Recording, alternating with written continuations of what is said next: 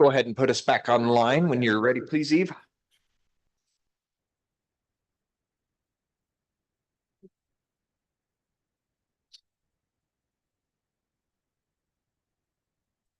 Thank you.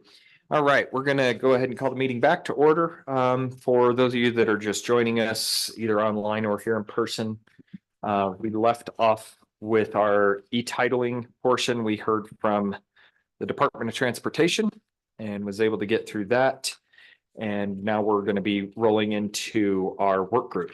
And so we'll go ahead and we're not going to be hearing from everybody in that work group, but I do know we have at least a few members from the working group that are here to discuss. And I see glances exchanging across the room. So I'm not sure who is going to take the lead on this. Okay, so it looks like Bobby's going to take the lead here. And if you would, just please introduce yourself for the record, and the floor is yours. Thank you, Mr. Chairman, members of the committee. Bobby Frank, representing Wyoming's credit unions, 21 credit unions with 70 branches, on behalf of 336,000 members of the credit unions in Wyoming. First of all, Mr. Chairman, I'd like to thank the committee profusely for taking this on as an interim study topic. This is probably at the top of the list of priorities for Wyoming's credit unions. Secondly, would extend our appreciation to all the members of the work group who are all very busy with tons of issues themselves, but took the time over the last year or better to work through a lot of the questions you asked that we will probably come back to and answer with additional information as we walk through what the work group's recommendations are. And first, I would refer to this electronic title working group recommendations, June 3rd, 2024 document. First of all, working group members, I won't read them all, but we had an extensive group of representatives that worked on this, discussed it.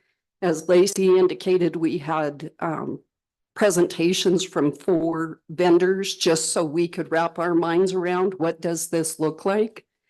A general comment I would make is, despite the fact that the statutes have allowed us to move towards electronic titling since 2010, I think that given that we're delayed in doing that is actually a positive.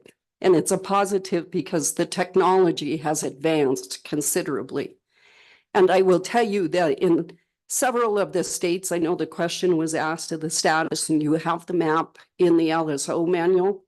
Some of those states, the e-titling is VELT, electronic lien, electronic title, meaning the lien is perfected, the title is held electronically, and the lien can be released. We certainly receive feedback from our members that they would like to see a complete process versus this piecemealed, this step is electronic, but this step is not. What we commonly see it referred to is from manufacturer to salvage yard. The whole process is electronic. I think that's where we achieve greater efficiencies in the state. And frankly, the technology has advanced sufficient to allow that to happen. If you look at that little diagram that's on the front of this document, that is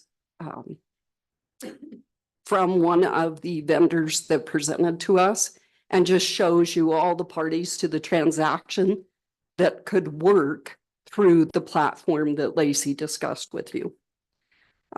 Lacey covered how often we met, when we met, what we discussed, and I want to hit on some of the major agreements that our group discussed. One is moving completely to an electronic platform, and then it be mandatory. And when we say that, what that means is those parties in that flow chart, if the lenders, the dealers, the state, the county, we would all commit to we're going to work through the platform.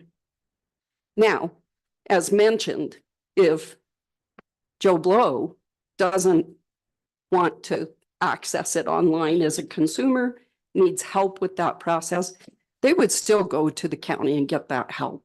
But that information would go into the platform.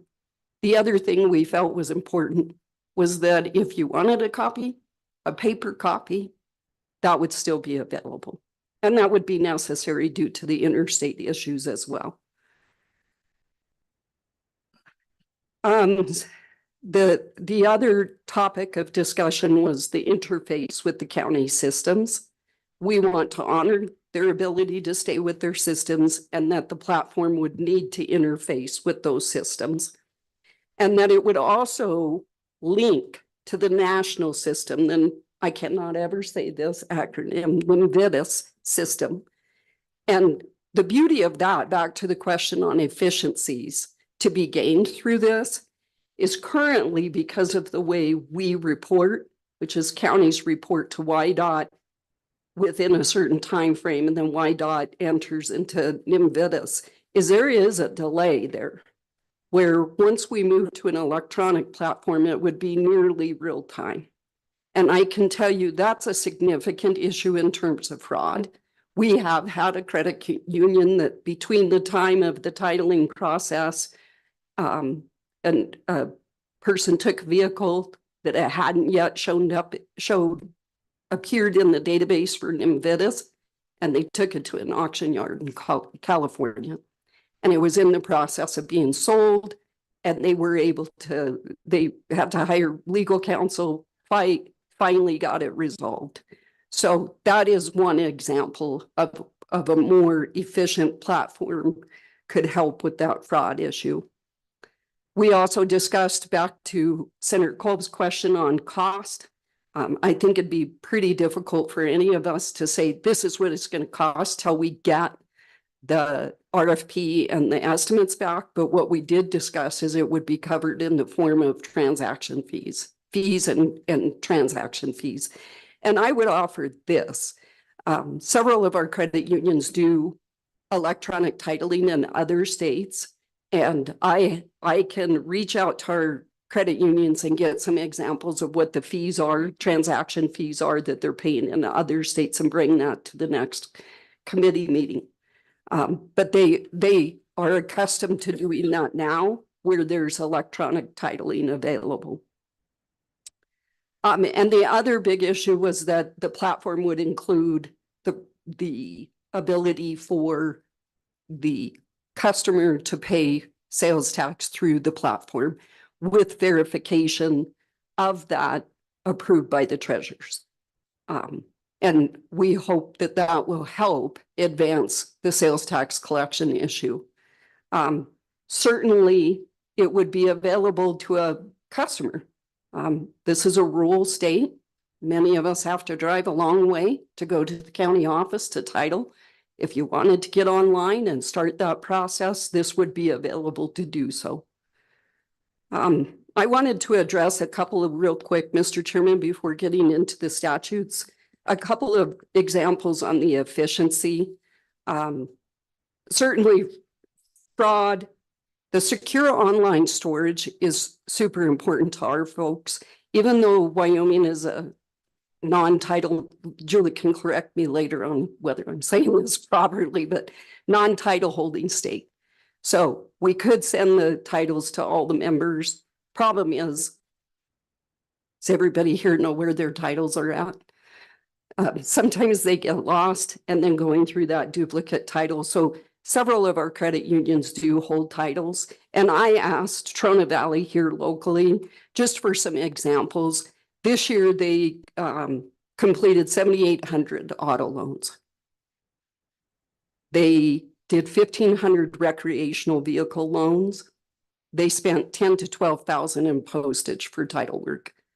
They store 15,000 titles here and in Evanston. I can compile those numbers statewide. Those are all, and they process 50 to 70 titles a week. That just gives you somewhat of an idea. The efficiency that could be gained by going to a platform in those processes. Those savings can be turned around and loaned out to people in Wyoming and get better efficiencies within our financial institutions. With that, Mr. Chairman, I'll walk through what our work group did is had 3 sub-work groups, and we looked at 3 separate titles to evaluate what statutory changes may be necessary to allow the state to move forward with electronic titling. I will say this, our statutes are in really good shape to help move this forward. I don't think we're looking at enormous changes. And I'll start with just Title 31. Before you do that, Bobby, Sure. Taylor, did you hear that? Yes, I did.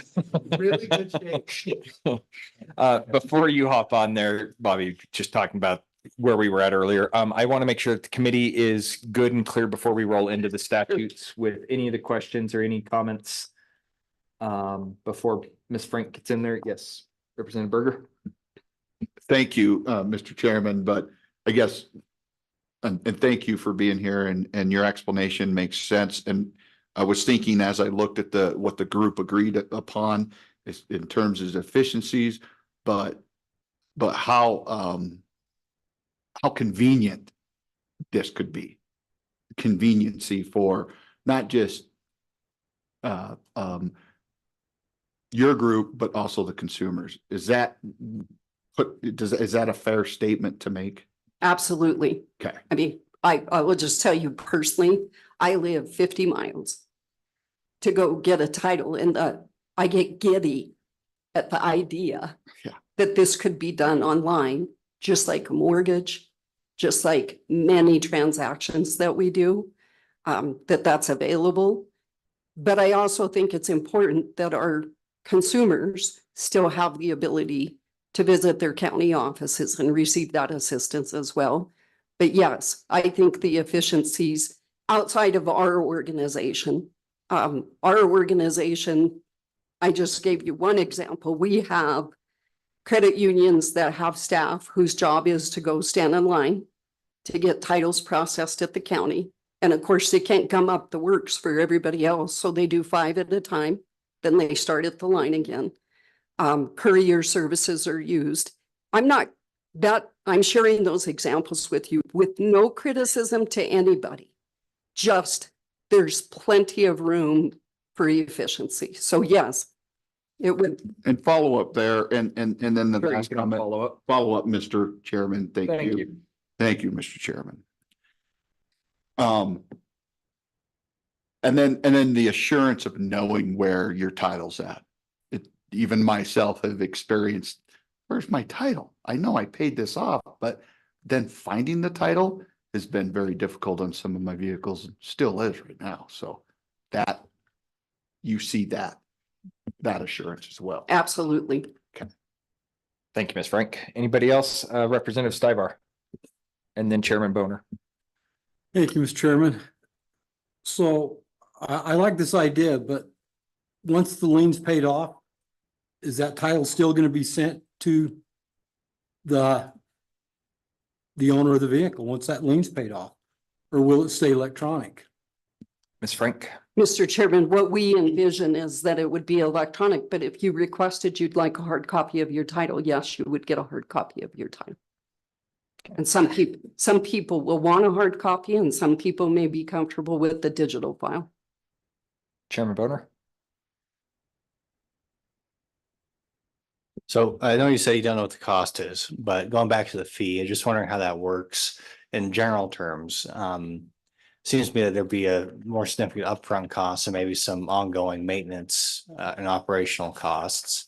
And so I'm wondering if you have any idea how other states do that with the fee. It just seems counterintuitive to have the same cost year after year if you go through the initial cost of getting the system in place. And just a little bit more information about how that works. Ms. Frank. Yep, certainly, Mr. Chairman, Chairman Boner.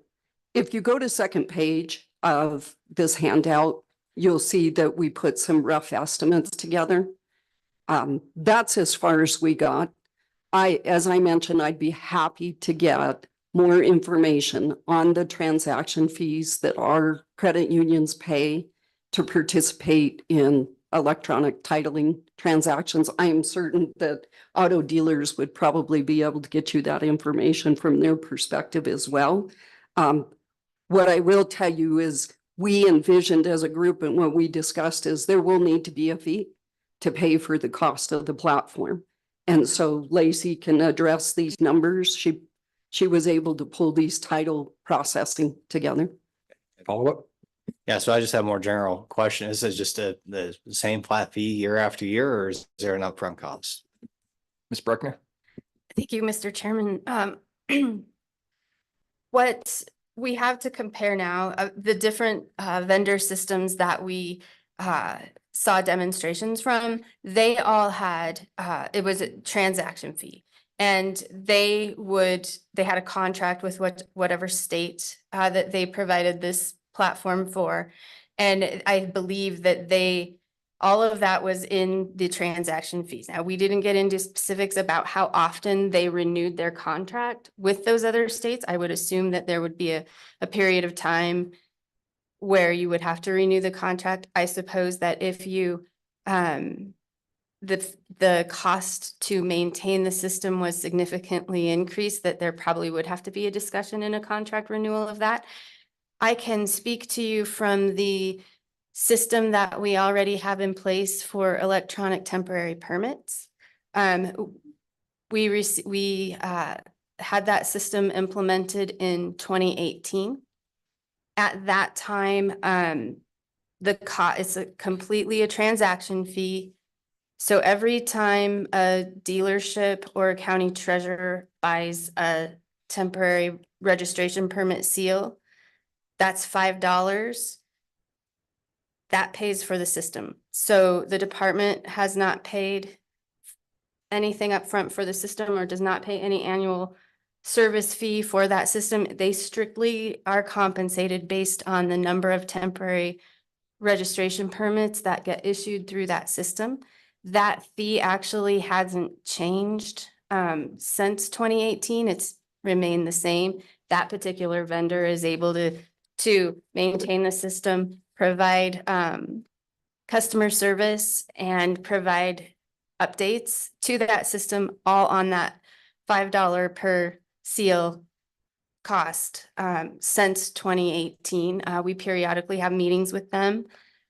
They talk about updates and changes. There was a point where $1 of that $5 is for some specific paper that is used for those temporary registrations so that they are not destroyed on your car in the wind and the rain and the snow. And so they were able actually to decrease the cost of that whole seal and paper by 25 cents when they were able to the cost of the paper itself had gone down, and they were able to kick that reduction back to our customers. So you would hope, I guess, that a vendor for this type of a system would work the same way, in that those fees would not increase, at least within the period of time of a contract.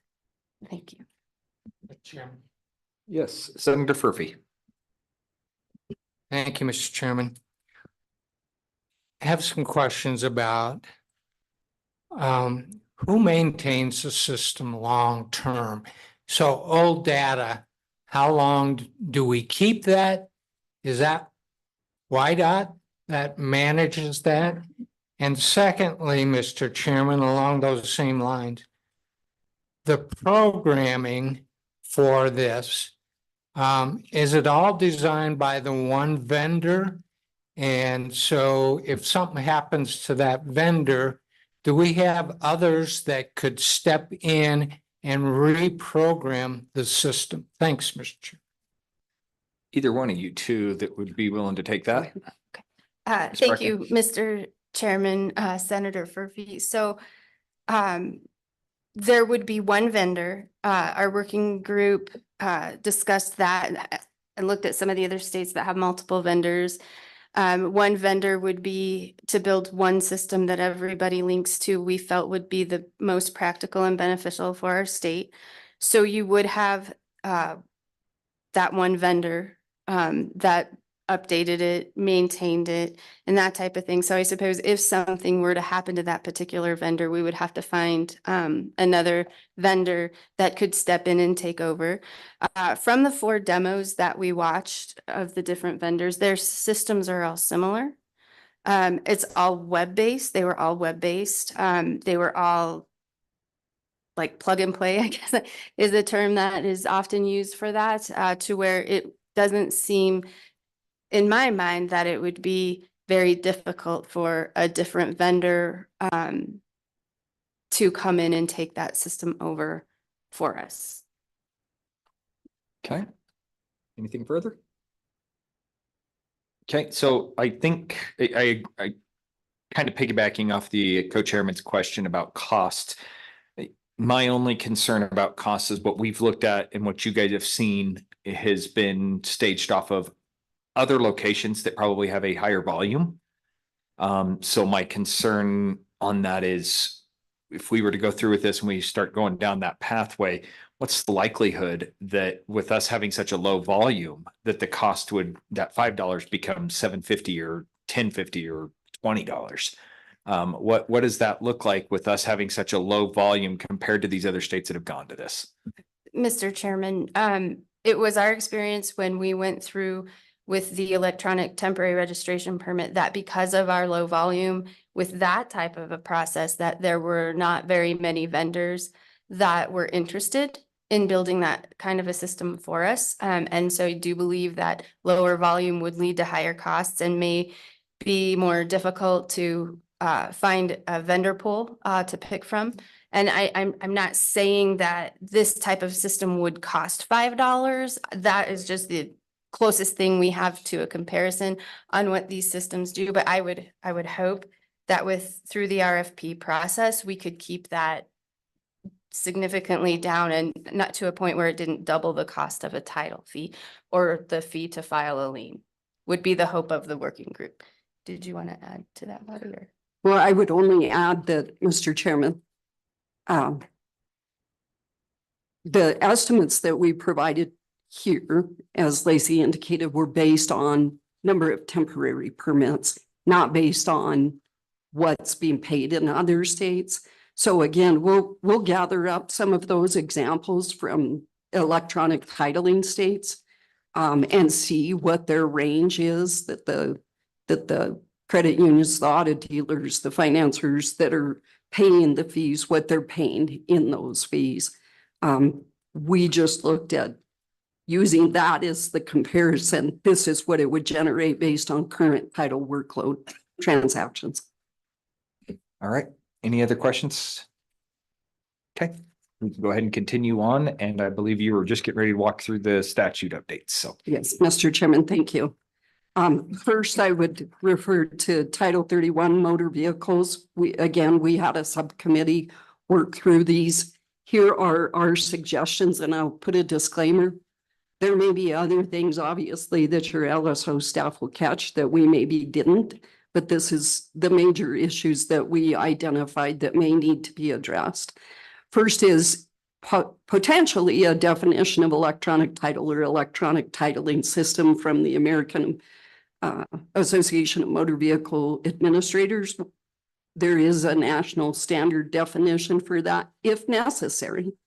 But the legislature passed Title 40, Chapter 21 Uniform Electronic Transactions Act, and it contains several definitions that may be applicable or usable in this. So we just raised that as a potential. Just pointing out at 31.1.201, YDOT does have the rulemaking authority in this title already. Will likely be necessary for some of these topics that we're discussing.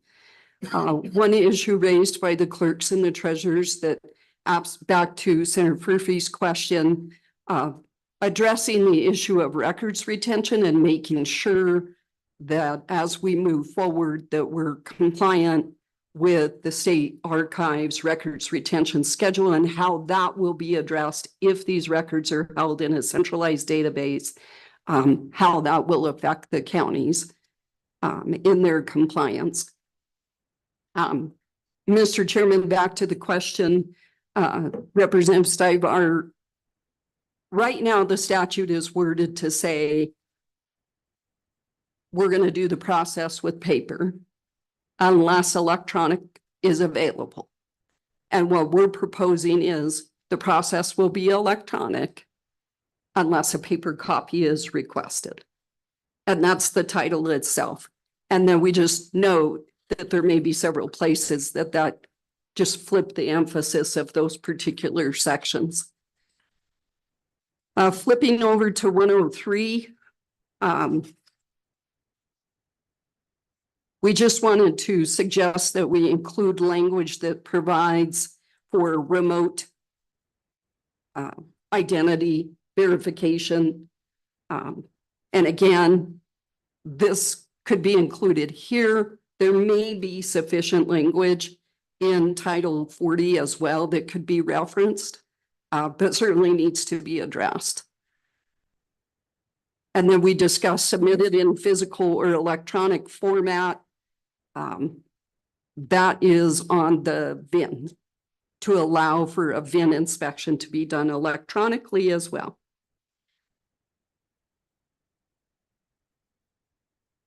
Again, most of the rest of this, I won't go into each one of these, Mr. Chairman, but primarily what we're recommending is because you've already adopted an Electronic Transaction Act and the language to address this is already covered in that, primarily where appropriate, referencing that, such as where you're going to eliminate a written in-person notarization, that you use those provisions from Title 40 to address that verification and notarization component.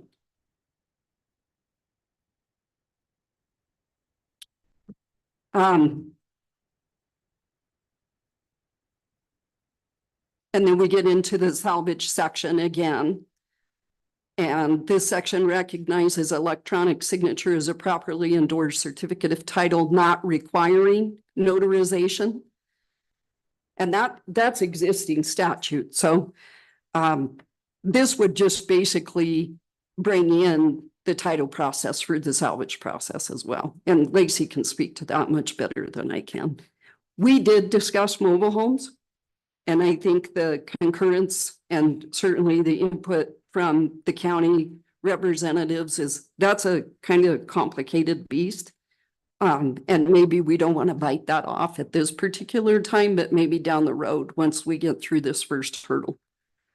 So on that note, I definitely remember a former representative that resides up in the upper northeast part of the state had attempted to go after some mobile home titling issues just a couple of years ago. And it was a huge lift and a lot of work put in on that. One of the concerns that I have is we heard at the beginning of the testimony of this topic was we want to have everything done up front. We don't want to piecemeal this together. If we don't have that in here right now, how much of a issue is going to be the lightest way of saying that? How much of an issue is it going to be to bolt that on at a later time? You know, Mr. Chairman, I just don't feel qualified to answer that question, and I'm going to defer to the treasurers. I will tell you that learning from them in our conversations in our subgroup, you know, how they're treated based on whether they're on a foundation or not on a foundation complicates that. So if they're comfortable with me letting the people that know that subject. We'll talk with them when they come up then. That'll work Okay. fine. I appreciate it. Thank you. Please continue. Thank you, Mr. Chairman. Next, we talk about current statutory fees that are already established. We don't propose any changes. It is not the intent to affect the counties whatsoever on that. And again, discuss transaction fees being the method for paying for the system, and that could be addressed through rulemaking with WYDOT when we have the additional information. We also reviewed the UCC in Title 34.1 and did not identify any necessary changes. And then lastly, Title 40, Uniform Electronic Transactions Act. We did not identify any changes, and frankly, that act helps address a lot of the questions and plug in what processes would be necessary to move this to an electronic platform. And with that, Mr. Chairman, I'd be happy to answer any questions. Committee, any questions for the work group? Or we'll call the lead of the work group, since we have many other members that are interested in coming up, I believe, so. I'm not seeing any hands being raised, any eyebrows being perked, so I think you did a good job covering what we've got going on here. Appreciate it, ladies. Thank you. Thank you. All right, so that brings us up to county treasurers. We'll have county treasurers come forward, please. Ms. Parvasini?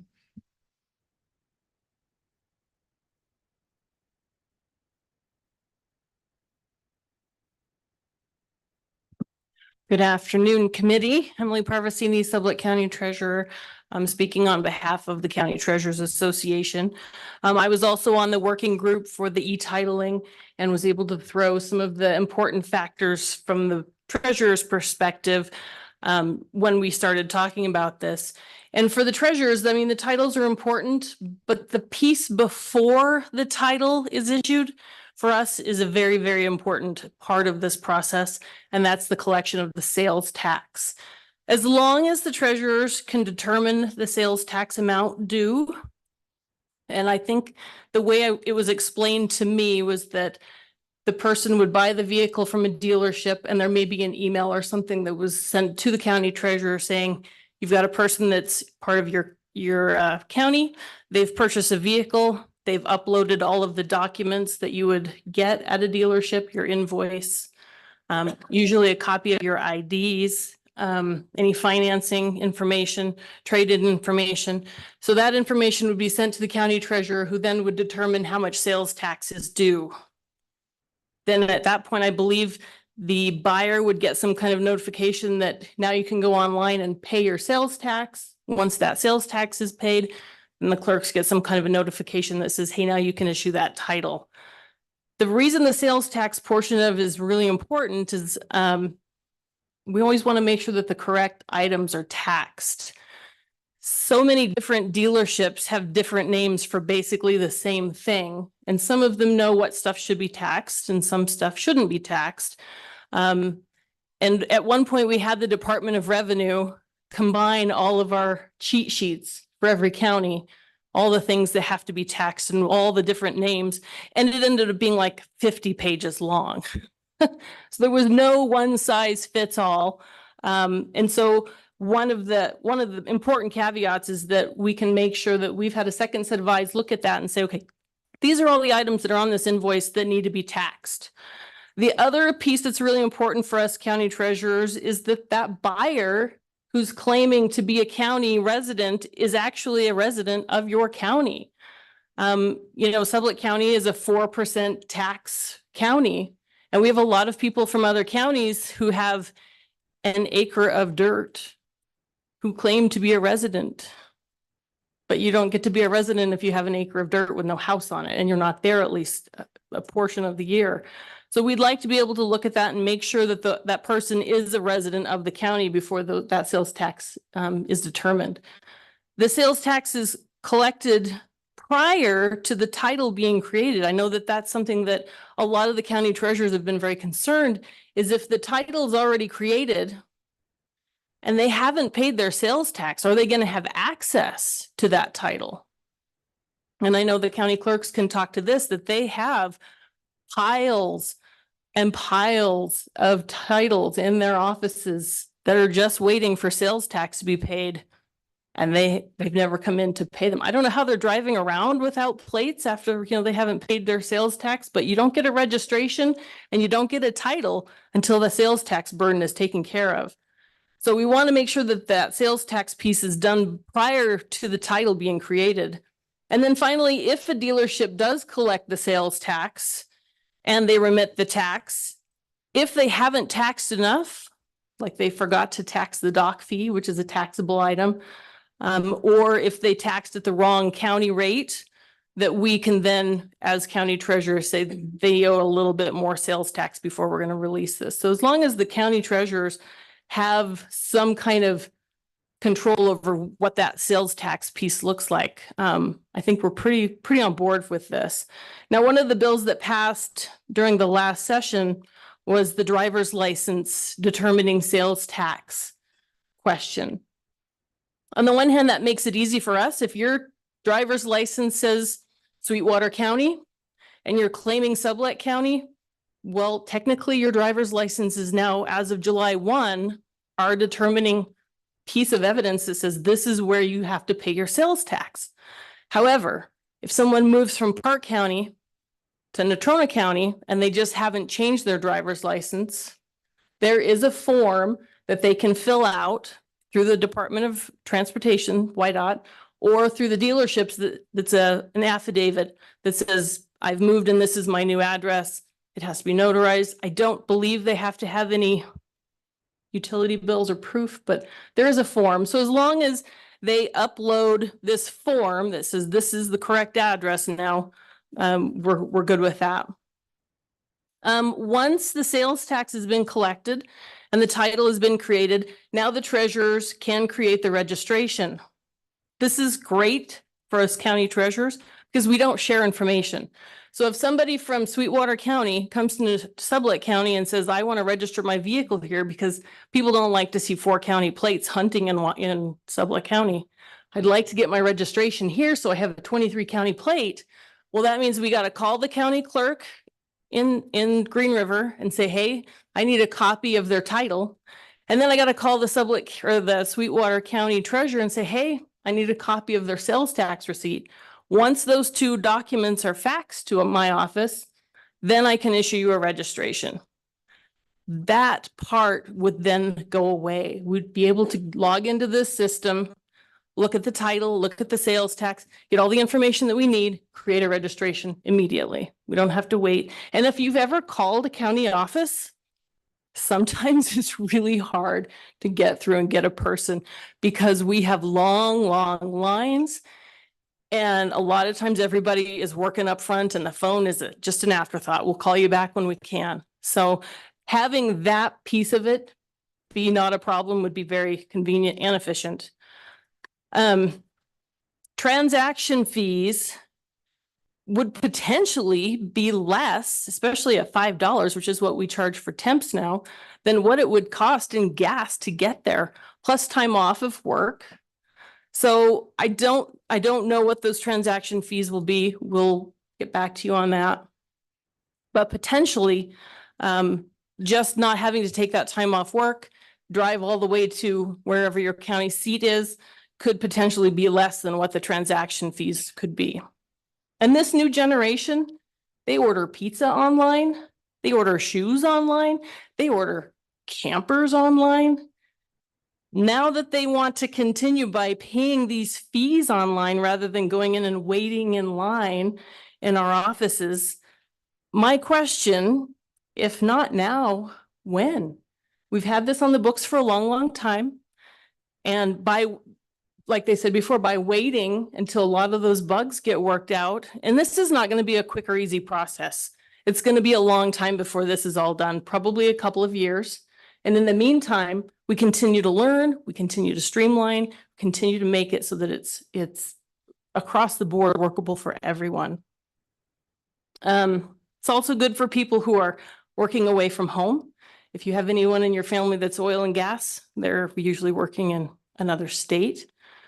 Snowbirds who are not here year round, they can do this process through the computer. Also our military folks.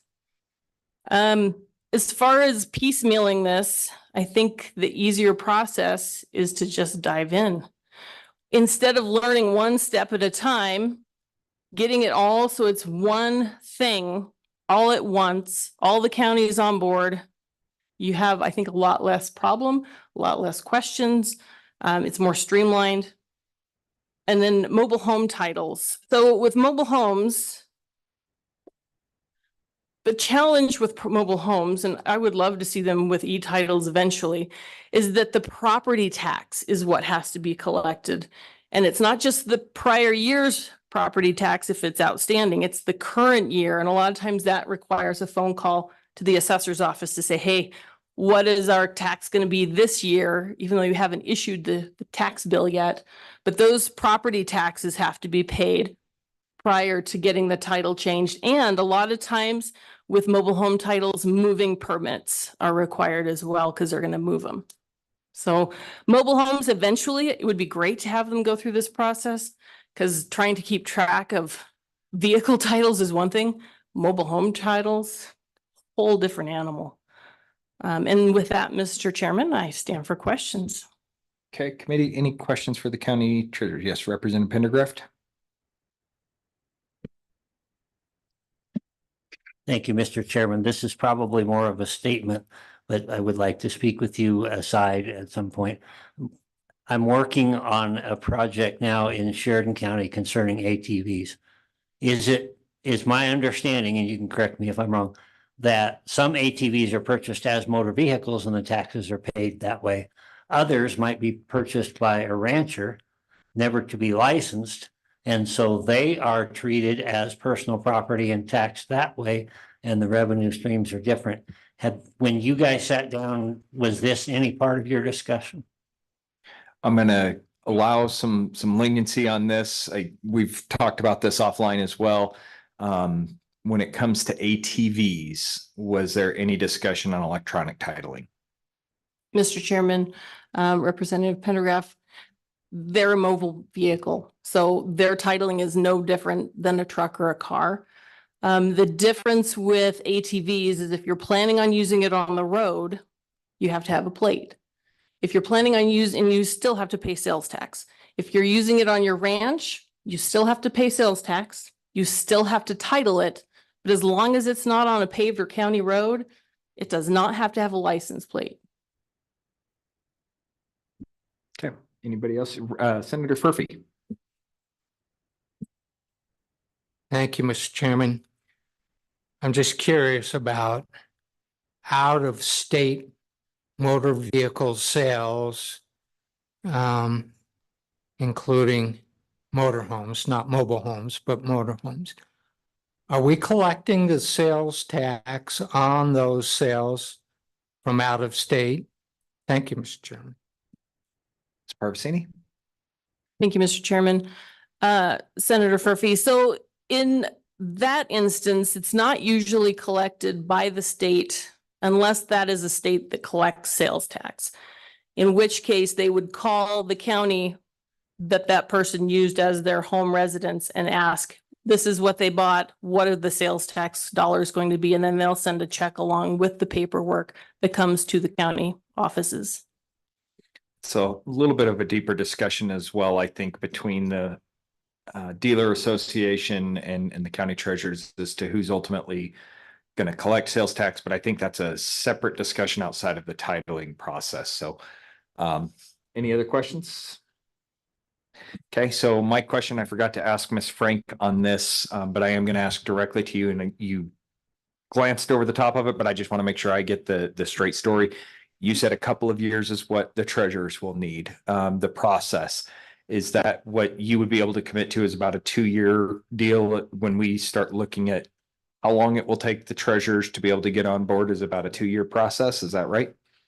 Mr. Chairman, once the process is up and running and we can access it and potentially integrate it into what we're already doing, we could do it next week. It just makes sure that all the boxes that are required by us are checked and we're good to go. Okay.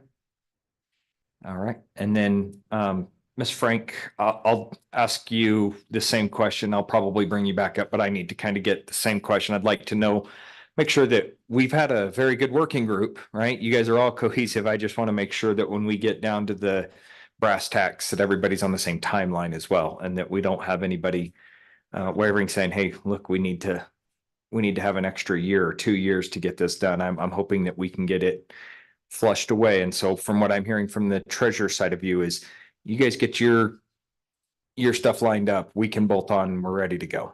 Correct, Mr. Chairman. Thank you. All right. With that, I believe we will move on to, we're going to skip over and go to the Bankers Association right now. Do we have Scott on? We do not, Mr. Chairman. Okay. And then the credit unions, Bobby, is there anybody else besides you for credit unions? So we don't need to call them up. Auto Dealer Association. And then actually Sheila, if you'd like to hop up there as well, we'll just do you and the Trucking Association all at the same time. How's that work? All right, Marcia, thank you so much. If you would, please just introduce yourselves for the record again. Good afternoon, Mr. Chairman, members of the committee, Marcia Allen, Wyoming Automobile Dealers Association, representing the franchise new car and truck dealers of the state. And I really don't have a whole bunch to add, so I will be very brief. We have been participating since day one, not only me, but I have several dealers and their title clerks that are participating on the work group as well, since they're the ones who do the stuff every day. I have also joined a national group with my counterparts from around the country that just started an e-title task force group. They've only had 2 meetings. I've been to both. The first one, there were 56 people in attendance. The second one, there were 46. So what I've learned from that is every single state is in the discussion of this topic and are in different phases. Some have had it implemented 100% for a lot of years. Some are in the very beginning stages like we are. So for me to be able to go to those meetings and kind of pick the brains of my counterparts, and many of them are much smarter than I am, they've been able to help kind of give us some input on what to do, what to watch out for. And by far, the 2 things that have come out of those 2 meetings is make it mandatory, because the states who have implemented it as a voluntary process do not have the participation. So they do have a dual system, and the people who should be participating are not. So they all said, if you're going to do it mandatory. The other thing that I heard from my counterparts is don't piecemeal it. If you're going to do it, because you'll have to go back to the legislature every year if you go that route, and you're always asking for something. So it's best to try and do it and catch all of those things as much as you can, so you're not constantly coming back to you all asking for changes. Otherwise, the fees, I will talk to my members and find out on those. My understanding is most of them, because it will be and forgive my simplicity of this. This is how I have explained it to my members. The platform we're talking about is like a big filing system, big filing cabinet. So the dealers will be able to open the drawer and deposit the information that they need and access the information they need. And the lenders will be able to open the drawer and do what they need to do. The county clerks will be able to open that drawer and take care of everything that they need to, the treasurers, et cetera. So it's all held in that one spot, and it doesn't leave that spot. So for our members, the chance of, if they submit the paperwork and it's not correct, then the county clerk has to send it back to the dealer. And whether that's by runner or mail, that is time consuming. And then they have to gather the information and send it back. So if they're able to access this file cabinet drawer and upload the information to there, it's much more efficient. And for the customers especially, that makes them happy. So that's kind of what I've learned and seen from my counterparts too, from across the country and our members. And I am working with the treasurers and talking to the treasurers on the sales tax piece as well separately, because it's very complex, as you just heard. So we otherwise are very excited about being able to participate. And I thank everybody, the committee, for taking this on, and I would stand for any questions. Yes, Representative Pendergraft. I just like to hear myself talk, Mr. Chairman. You talked about a big file box and different people reaching in, putting things in, taking things out. Is there included in this software some sort of a forensic tracking so that we know who has done what? Miss Allen, if you're prepared to answer that, I'm thinking that might be a little closer to the work group. And then I think also probably a little bit more detailed than what we probably have right now at the 50,000 foot level for policy. If you're Mr. prepared. Chairman, Representative Pendergraph, that is far above what we have talked about, but I will add that not only have I seen the presentations from the groups that the vendors that did the provided to our group in Wyoming. When I went to the last meeting for my national group, we also saw 9 demonstrations from different vendors. And security in any of them is extremely high. So the file cabinet analogy may not be a great one because nobody is actually taking anything out of there. We just have access to put it in there. And the ones who are able to pull it out would be the clerks or the treasurers, the ones who are actually issuing those right now. So it's just a safe place to store all of that. But the security from any of the vendors that I've seen, and 4 of them that I saw in April out of the 9 did present in Wyoming too. So the security is the highest level and concern, and it is with our working group as well. I won't speak for everybody else, but the dealers are extremely regulated as far as their security and their data as well. Anybody else? So my question comes maybe to you, maybe closer to the clerks. How does this affect lien perfection and the stagnation of potential lien perfection and how those things integrate? What does that look like to the dealers with the e-titling system versus non-e-titling?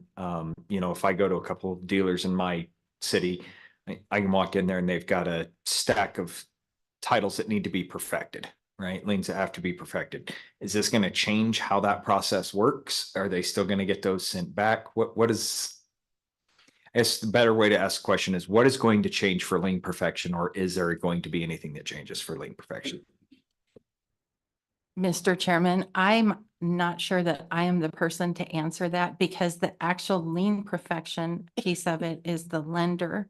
So maybe one of them, Bobby or somebody else, because they're the ones who are, the lien is, the dealer's not financing. They're submitting the paperwork for the finance company, but they're not actually the lien holder. So I think just because they are submitting the paperwork, if they're able to upload all that paperwork, the efficiency is definitely going to increase because you're not spending time sending it back and forth. You can get the email or however the notification is, and it can be a quicker response. And I'll ask the clerks as well. I see a whole bunch of heads nodding. That's something you can't see when you're up there talking, but we see a lot of heads nodding, so that'll help. And I'll probably just talk with the clerks as well. But Thank you, Mr. Chairman. okay, Ms. Furch. Thank you, Mr. Chairman. Sheila Furch, Wyoming Trucking Association. I've also been a member of the stakeholder. I've appreciated being involved. We kind of look at it from 2 different areas because we have members that we share with Ms. Allen's group because we do represent some truck dealer members. And then, of course, we have the trucking companies that are often registering or titling several vehicles at a time. So from both sides, both from the dealers and from the trucking companies, the issue of convenience and efficiency came into play with their support of proceeding. And we had the same concerns, the same criteria that they wanted to see met, as Ms. Allen and the speakers before her that said, everybody does it and we don't piecemeal it. If we're going to do this program, we need to do it now or as soon as now and do it all. We know that there will be things that have to be dealt with over a period of time to make sure that it's all working well, but they don't want to see just bits and pieces rolled out at a time. We just need a program that's going to be presented that everybody's using so we know what to expect. Any questions for Ms. Furch? Got just one quick one. I don't imagine you guys do with the Trucking Association, but something that I was just thinking of is like our mining operators. Do you guys do anything with the the mines or anything like that, of the purchases that are coming out of the mines for lien, or I'm sorry, not for liens, but for titling for those. That's probably not your guys' group at all, is it? Mr. Chairman, no. Okay. Didn't imagine so, but I thought I would check. Okay, seeing no further questions, you guys are good. Thank you so much. And I think we'll have to maybe reach out and have Mr. Deti here for that one, because I do think that that might be worth looking into as I'm sitting here thinking of all the other areas that might title vehicles, whether or not, you know, we've got stuff up in the northeast part of the state that would probably be interested in something like this as well, and if it could save them some time and money as well. So I've also got the Wyoming Towing and Recovery Association. Do we have them with us or online? Do not have them online. Okay. All right. And then, so then that brings us, do we have everybody here from the clerks? We've got everybody. So we'll bring the county clerks up then, please.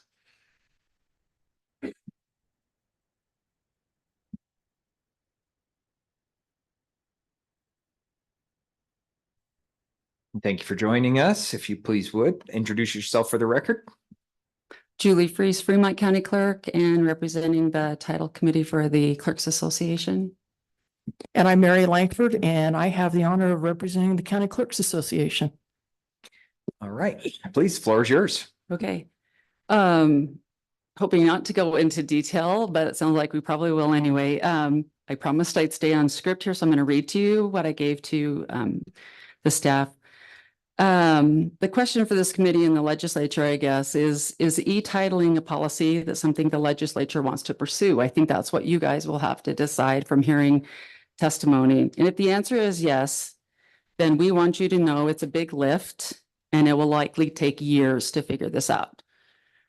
Because everything that you're talking about does come out of the county clerk's office. We do branch off to the treasurer's office, and obviously we get the things in from the dealers and the banking association, but the work is done at the county clerk's office. We look at it. To answer your question is yes, at least 2 years, at least for us. There are many moving parts. Oh, excuse me. The County Clerks Association is willing to work on this endeavor, of course, or we wouldn't be here, and we want to be part of the solution. Absolutely. There are many moving parts in this that would have to be addressed, and we'll be happy to look at all of those and participate in every meeting we can over the process. Thank you for allowing us to speak today. There have been 3 on our committee that were on the working group. I signed up first, and then I talked the 2 chairmen into please do this, because between the election and budget and whatnot right now, we're lucky to get one of us at almost hopefully everything that has been accomplished.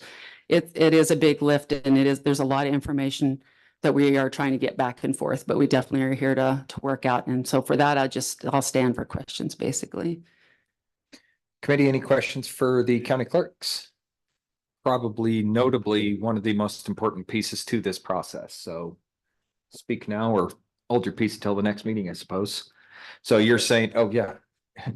Chairman? All right, yeah, so just I'm trying to wrap my mind around what the legislature has to do and what everybody else has to do. So we can say it's a big lift, lots of moving parts.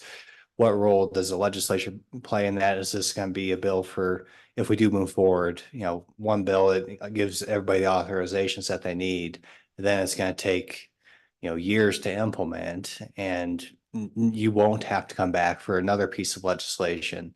And if so, do we have to have something other than a July 1st effective date? How do you see that playing out in terms of what this committee has to do?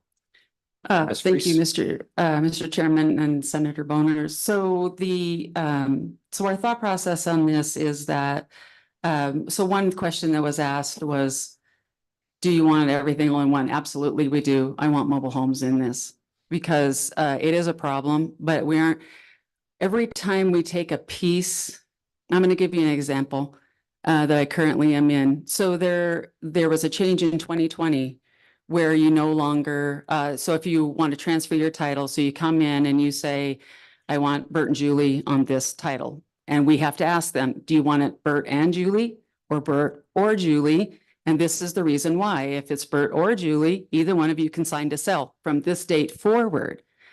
And if it's from before, and it says, or everybody has to sign to sell. We have to remember that. So every time we do this little cut piece thing, it's a problem. And we have a court case right now because shortly after it passed, we did not get somebody's signature on a title.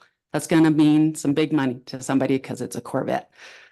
So, and I'm old enough, this is scary to tell you this, but there is also a law back in 1980 on the yellow titles that if you signed it in 1980, I can't even remember, I know we have it on our computers at the work.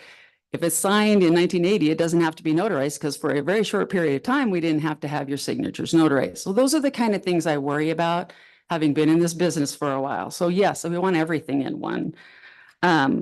So to answer your question too, is it's the legislature's duty to set policy in statute. And if you think that's a good idea, we're here to help with that.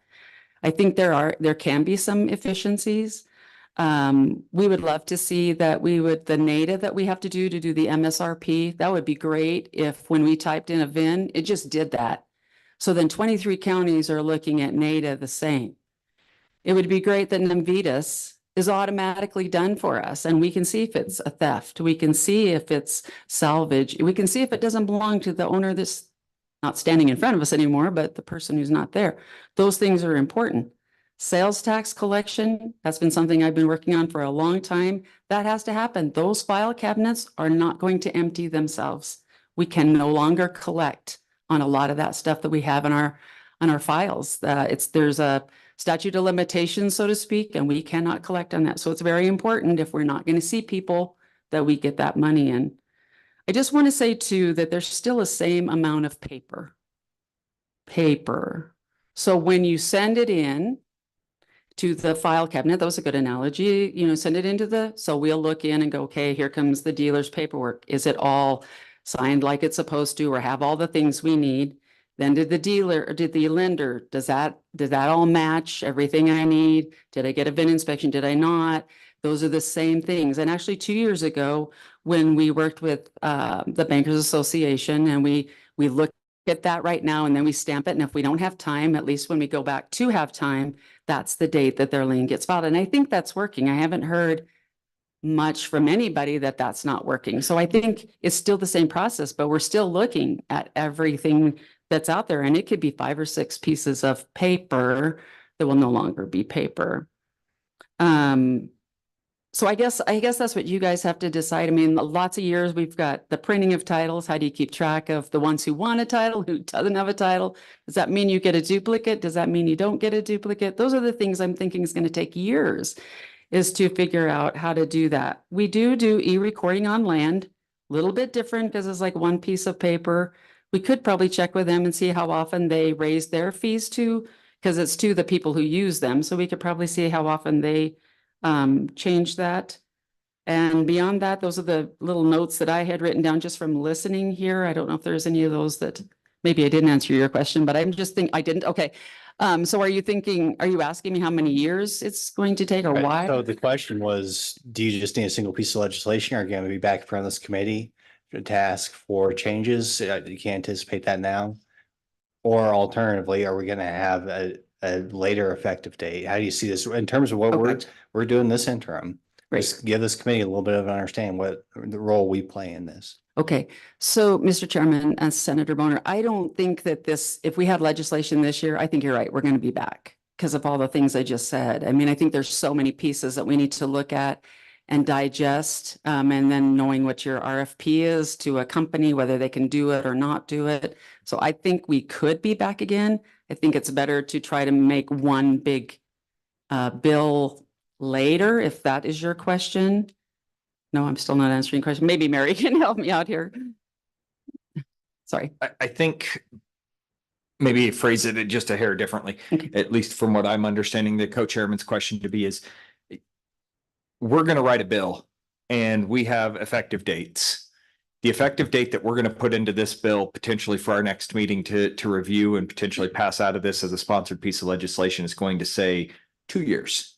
Oh, okay. Okay, so when we have that sponsored at 2 years and we're ready to move forward and the effective date, we're going to give you or the working group and everybody else, YDOT, a July 1st of next year. And then the effective date of actually getting you guys on board and everything else is not for another year. Okay. Is that all we're going to need? Or are you going to need additional work and additional fixes to your statutes and your issues?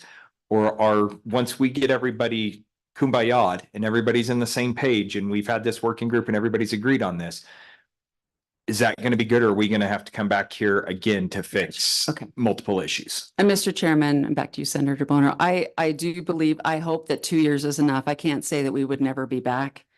Because again, there's a lot to digest. So on our end, I would hope, I agree with the thought process of 2 years.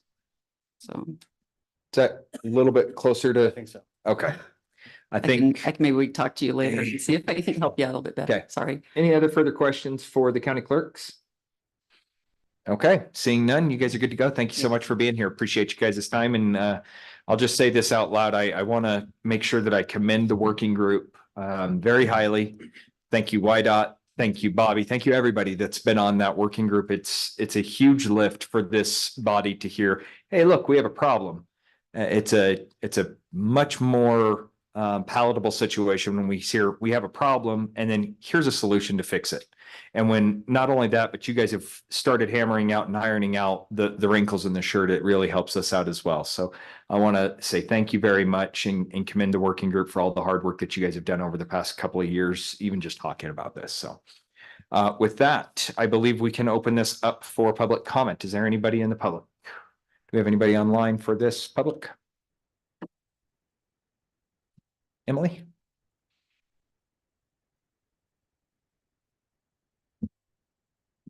Mr. Chairman, Emily Parvasini. I just wanted to make a quick comment regarding the big equipment that you were mentioning. A lot of those big equipments, bulldozers, things like that, they do not have a title. They pay the sales tax, or they do a sales tax exemption form, and then they go to the assessor's office and they put them on the tax roll as part of their personal property. And I wanted to follow up with Representative Pendergraph also for things that are not necessarily registered. Say you have a camper on your property that you're living in and it hasn't been registered for 5 years. The county assessor can go to that property and either create a personal property tax bill for it or include it as part of the real property. So just if that answers your question on that. You answered my question directly, and I really appreciate that. We probably will not need to bring the mining association in for this. So I really appreciate that. Thank you. for You're that. welcome, Mr. Chairman. Anybody else, public comment? Seeing none, committee will bring this topic up to the dais here for any discussion and or motions. Nothing. So our number one topic here. Okay, Mr. Chairman, thank you. Okay, well, thank you, Mr. Chairman. I'd like to move that we get a bill draft going that comports with the recommendations from the working group and leave it pretty broad there for now, and then we'll work it a little bit before our next meeting. But yeah, we'll at least get going on this. Okay. Seconded by Senator Kolb. Since I didn't hear anything come out from on that side, this doesn't work. Committee, any further discussion on the proposed motion? Okay, seeing none, all those in favor of having this bill drafted and presented to us at our next meeting, please signify by saying aye. Aye. All those opposed, no. Okay, we will see that bill at our next meeting, and specifically on that, I think we want to make sure that we leave any fees that are talked about. I would just leave a placeholder of 0 for right now and just highlight that for us in a staff comment so we can have that discussion with YDOT and everybody else as we move along. All right, we are roughly a half hour ahead of schedule, so we're doing all right there. We're going to go ahead and move into highway safety. We'll do probably about 20 minutes or so. I'm thinking we'll probably get through LSO's information and then we'll take a quick break. And we'll come back and hear the Department of Transportation after that. So Ms. Shippen, and then I believe Pierre, you said is online. Is that right, Eve? Donna, thanks for joining us. Hello, Chairman. Hello, committee. I'm presenting a fact sheet that I believe you have a hard copy of. This was added to the meeting materials a little bit late. So you should have this in front of you. And it's about semi-trailer length limits, both those in Wyoming and surrounding states. This is an interim topic that was proposed by the sponsors of some legislation from the last session, House Bill 218. And that bill proposed to amend Wyoming statute to increase the maximum allowable length of lead semi-trailers in a truck tractor double semi-trailer trailer combination rig. And the bill proposed, right now, Wyoming statute limits the length of the lead trailer to 48 feet. And the bill proposed to increase that to 53 feet. So in this fact sheet, I looked not only at Wyoming statute and how it compares with laws in surrounding states, but I also talk about a federal law that was enacted in 1991 called the Intermodal Surface Transportation Efficiency Act, or ICE-T, as its acronym is pronounced. And that put a freeze on what states can do as far as what changes they can make. On page 2 of the fact sheet, I provide a little bit of background. Regulation of truck size and weight is shared by the federal government and by states. And as I said, in 1991, federal legislation called the ICE-T was enacted. The purpose of the ICE-T Act was to develop a national intermodal transportation system and authorize funds for highway construction, highway safety, mass transit, and other purposes. But in addition, that federal act implemented a freeze on state regulation of truck tractors that pull 2 or more trailers or semi-trailers on the interstate system and the national network. And those truck tractors pulling 2 or more trailers are often referred to as longer combination vehicles, or LCVs.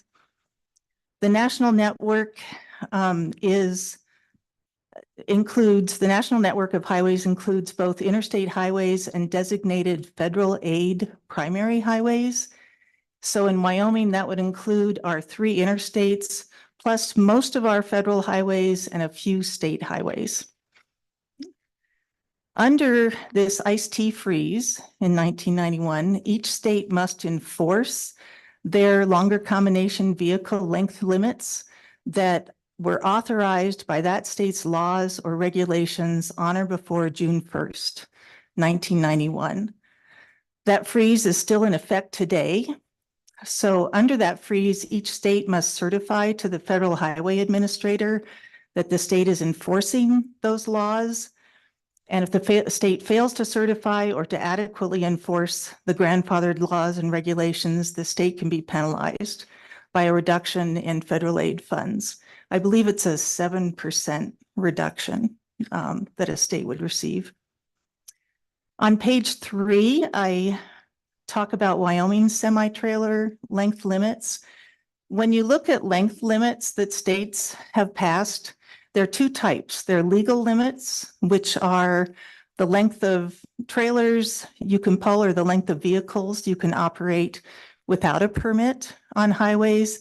And then there are what are known as permit limits, which are oversized limits that require you to to apply for and be awarded a permit, be issued a permit by, in our case, the Wyoming Department of Transportation. Current Wyoming statute that is grandfathered under that 1991 ICE-T freeze, as I said, limits the length of semi-trailers and trailers pulled in a double combination to the lead trailer is limited to 48 feet in length, and the second trailer or pup trailer is limited to a maximum length of 40 feet for a maximum combined length of both trailers of 81 feet. The bill that was introduced into the 2024 session, as I said, sought to amend that and wanted to increase the length of the lead trailer from 48 feet to 53 feet. If you would like to read that bill, it's Appendix A attached to the fact sheet. And then Appendix B attached to the fact sheet shows what Wyoming's current current laws are, and these are laws that are grandfathered under the ISTA freeze. And as with all state laws that are under the ISTA freeze, those laws were codified in federal regulations, so they're now part of federal law. So though I just reviewed what Wyoming's legal limits are for double rigs. Wyoming statutes also have permit limits. And we do issue oversized permits for a variety of vehicles. Most of those oversized permits are for hauling forest products, agricultural products, or indivisible loads, which I believe a good example of that would be wind turbine blades that we've all seen going down the highway. Our permit statutes, though, do not specifically allow truck, tractor, double, semi-trailer, trailer combinations that would be oversized in length. And I did reach out to the Department of Transportation and talked with the overweight load supervisor and was told under our permit statutes, we are not able to issue a permit for a double trailer that has a 50-foot or 53-foot lead trailer. So in other words, we can't operate a trailer, a rig like that under our legal limits or under our permit limits. I did look at surrounding state semi-trailer length limits. And that's all that information starts on page 4. None of the surrounding states allow a double rig with a 53-foot lead trailer under their legal limits, but there are 3 states, Idaho, Montana, and Utah, that allow that under their permit limits. And this is because those 3 states, their permit limits do not limit individual trailer length. They only limit combined trailer length or overall vehicle length. So their statutes provide more flexibility regarding trailer size combinations than ours do. And then finally, on the last page, you'll see I did reach out to the Federal Highway Administration to see, is there any way states can amend their statutes under the IST freeze? Could Wyoming issue permits for this combination with the 53-foot lead trailer under their oversized permit statutes? And I just received a reply this morning by email, and it sounds like the answer is no. I was told that only Congress can amend these federal statutes. So Wyoming's semi-trailer length limits, are now codified as federal law. They did say Wyoming could amend semi-trailer length limits for states that are not part of the national network. For highways that are not part of the national network, but the national network in Wyoming includes, as I said before, the 3 interstates and most lengths of federal highway in the state. So that double rig could not operate on those highways. So happy to answer any questions. Committee, any questions for Ms. Shippen? Yes, Representative Obermueller. Thank you, Mr. Chairman. Your last comment, does this include any state highways? You never said state highway, but it sounded like you wanted to imply that that the prohibition applied to some state highways. Yeah, Shippen. Yeah, Mr. Chairman, Representative Obermueller. Good question. I did reach out to ask what the national network highways were that this freeze applied to in Wyoming. And the email response I got this morning included a map. And there were a couple of state highways included in that national network, such as Highway 59 from Douglas up to Wright. But it's mostly federal highways and the interstate in the national network. Thank you. Okay. Yep, Chairman Boner.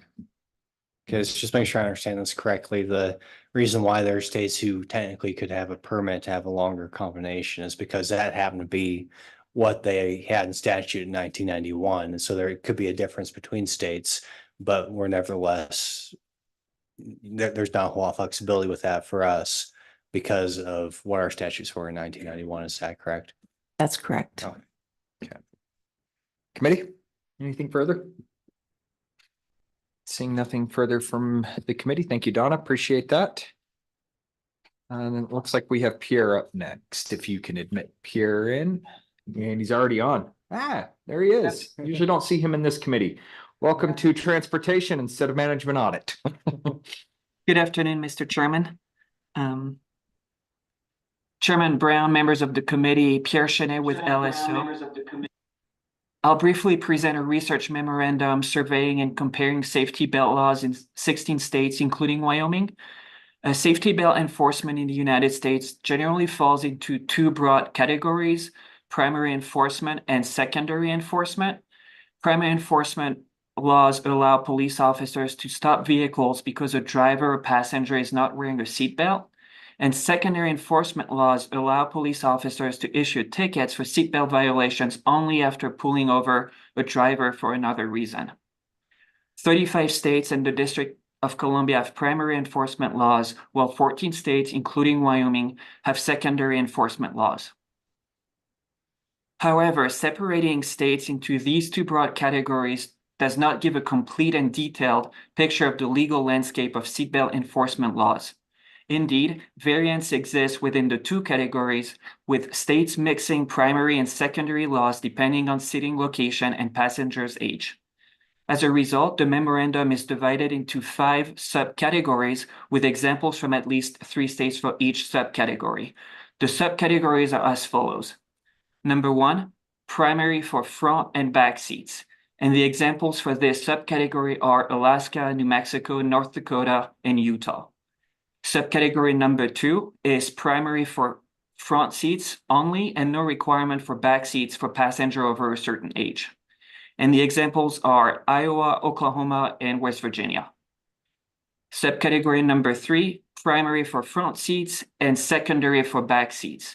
The examples are Alabama, Kansas, and North Carolina. Number 4, secondary for front and back seats. This is where you find Wyoming alongside Idaho and Montana. And subcategory number 5, secondary for front seats and no requirements for back seats. And the states that I picked for this subcategory are Colorado, Nebraska, and South Dakota. And for a quick summary of all the information contained in this memorandum, I would invite the committee to look at Appendix A at the end of the paper, page 8 and 9. And before concluding this presentation, I would note that in 2023, North Dakota moved from subcategory 5, which is secondary for front seats and no requirement for rear seats, to subcategory 1, primary for front and rear seats. And with that, I'll stand for any question the committee may have. Okay, committee, any questions for Pierre? Pretty self-explanatory memorandum. Thank you for your work on this. Appreciate it, Pierre. Thank you so much.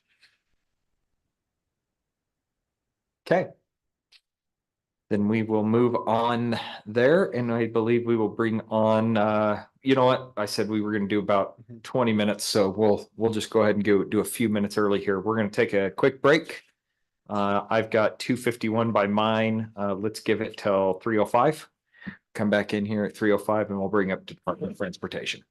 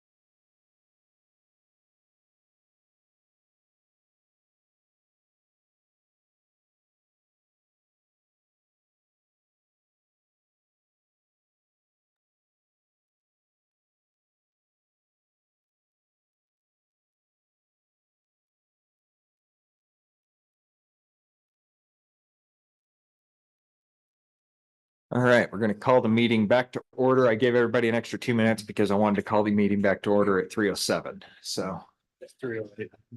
Oh, but I called it to order at 3:07, Representative Wiley. Okay. All right, so the next topic that we've got here is highway safety, and we've gone over some information with LSO. That opens us up into highway safety with the Department of Transportation. I see we've got the Colonel with us. Colonel, I know how much you enjoy doing this on a regular basis, so welcome to the Transportation Committee. Mr. Chairman, thank you, committee members. I appreciate being here today.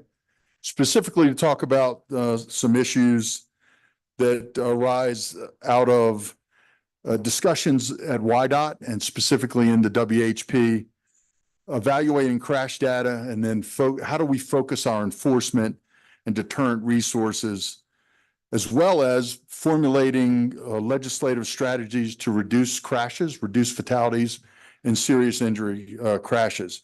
So under highway safety, we've couched 4 things, 3 really highway safety and 1 really a workload efficiency item. 1 being primary seatbelt, 2 child safety seats turned at 3, a distracted driving or a handheld device recommendation, and the 4th is the crash threshold, which is $1,000. So I'll also just point out that you were given a lot of read ahead material. But primarily, I'd bring your attention to this booklet. It's the Wyoming Report on Traffic Crashes. I will make reference to this just to try to keep it simple. The good thing for me is the people that do the research and can explain the research to you if you have specific questions or here at the table with me. So, Mr. Chair, committee members, if it's okay, I'll start in on primary seatbelt. I believe it's in the tab on highway safety, page 9. It's regulation, I'm sorry. Statute updates. The first one is the state statute precludes a law enforcement officer for stopping a vehicle as the primary or sole reason for a violation in this section. So our recommendation is simply to remove line D, which states no motor vehicle shall be halted solely for a violation of this section.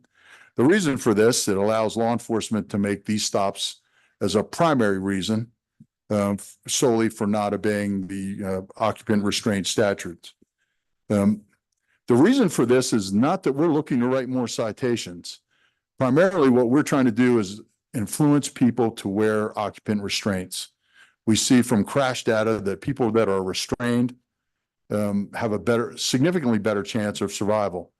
And unfortunately, there's been far too many examples in the last year of unrestrained occupants succumbing to their injuries in fatal crashes because they did not wear safety belts. I'll turn this over to Matt for any specific research. Matt, if you would please introduce yourself for the record. Thank you, Mr. Chairman. Matt Carlson. I am the State Highway Safety Engineer, and I manage the Highway Safety Program at WYDOT. Okay. Thank you so much. Do you have anything to add from Colonel Cameron's information? I do not. Well, I just wanted to bring your attention to our publication. It contains a lot of good statistical information regarding all aspects of traffic crashes in Wyoming. Absolutely. In committee, as Colonel Cameron did say, if you went through and read everything, kudos to you. I made it about 2/3 of the way through and started dozing off. But I will say that the information that was provided in the traffic, the book that you just put in there was very intriguing. Gives a lot of good data, a lot of good information. Specifically, if I can ask you a quick question, and it's been a while since I saw it, and I know it was in one of the memos here. I think it was one from Pierre about the primary seatbelt law, about when it was taken out. It was certainly before my time. We've had it primary. It was added back to where it was no longer primary. Does anybody know when we removed it as a primary offense? I would have to go to the more tenured members of the patrol if they remember that, because certainly I don't predate that either. Yeah, So, okay. We'll look into that. That's fine. Any further questions on primary seatbelt committee? Yes, Senator Boner. Thank you, Mr. Chairman. I'm looking at this memo here, the shorter memo, not the booklet, summarizing some studies. And I'm looking at the kind of towards the bottom page one. It says, while recent studies do suggest that changing a seatbelt law from secondary to primary has benefits, states may not experience the large impacts seen in earlier studies. And so I'm just a little bit more information about that. I'm sorry if I was out of the room, if they've already covered it, but it looks like there's been a lot of studies, 2004, 2007, 2010, but maybe that impact has diminished over the more recent years. I'm just wondering if there's a little bit more information about that, because I didn't see much more information to support that statement. And I guess maybe to add to that, my question is that to do with vehicle safety, as opposed to actually restraint safety? Mr. Chair. Please. I don't know specifically the reference there, but there's so many studies and their differences depending on, specifically when the information came from, what year. All right. And some of your information, the one that jumped out at me was they provide protection to vehicle occupants involved in a crash. And certainly we've improved the passenger compartments in our vehicles, airbags, significant improvement, side airbags, literally roll bars in vehicles now. So that very well could be part of it. But the simple act of buckling a seatbelt improves your chance of surviving a potential fatal crash from 44 to 73%. And that was fairly recent information, I believe, from NHTSA. So, and there's all kind of numbers out there. Again, to me, it's less about citations, and I'm not asking for any change in fine amounts. That's not really what it's about. It's an opportunity to re-engage the public, who would be very focused on the potential change to this law about why you should be restrained by a seatbelt. And it simply saves lives. Committee, any further? Yes, or Chairman Bowman. Yeah, just to tune on that line, and it goes on to say that seatbelt laws are less effective in regions with certain economic, social, and cultural characteristics. I'm wondering what those cultural characteristics are and if Wyoming is a part of that. Because I know certainly there may be a perception that if you make something illegal, some people just want to do it more out of spite. Maybe it's our libertarian tendencies around here. How does that play into Wyoming's demographics, that observation? Colonel? Mr. Chair, I'm probably not the right person to answer this. I haven't been here long enough to talk about cultural issues, but I do know the independent nature of Wyoming, the state. But this is, I think this is much bigger, and the numbers do support your statement. We're, as a state, our seatbelt use is not really good, and perhaps I think somebody else could comment, probably one of the lower in the United States. And that concerns me. But ultimately, again, the real concern is the number of fatal accidents we have that involved unrestrained occupants. Anybody else? Senator Culp? Yeah, thank you, Mr. Chairman. So we've gone down this road quite a few times. It's always failed, as my time in the Senate. I did have a question, though, about how you came up with this 1 out of 5 persons aren't wearing restraints in the state. As I understand the numbers there, it's about 80% compliance. I don't know how you know that with any certainty. I mean, it couldn't be because you're analyzing a crash. I mean, that wouldn't tell you what the general population is doing. But I'm curious to find out just where that number came from and how they can justify it statistically, what the basis of that number is. And more importantly, I wear seatbelts. I saved my life twice. I wouldn't be here without seatbelts. But in the same breath, I'll tell you, I don't know. I think it's education with people. I always did wear a seatbelt, and thank God I did, because, like I said, it wouldn't have ended too well for me. I'd have looked kind of different, I think, at the very least, if I'd made it. But to the point about education instead of enforcement, it just seems like, law enforcement folks, of course, figure they want to have more laws to make something better. But I wish it was that simple. So for you, what is the education component? Let's just say this fails. It doesn't go anywhere. And how are we going to do a better job? What's your thoughts on educating the public? Because that, I think, is a surefire way of dealing with people not wearing seatbelts, especially, down interstates, but really anywhere. So what do you think we could do to increase education? And then the question about the statistics, how confident we are in those statistics that they're accurate on people for non-compliance of seatbelts in the state of Wyoming. Thank you, Mr. Chairman. Thank you, sir. Mr. Chair. Please. Senator Kolb, really a couple good points and several good questions. What I would say is we're always looking to do better in the education of the public in regard to highway safety and traffic safety. Specifically in our younger drivers or young people who are soon going to become drivers. We spend a lot of time at secondary schools, high schools with our seatbelt simulators, which we use a lot.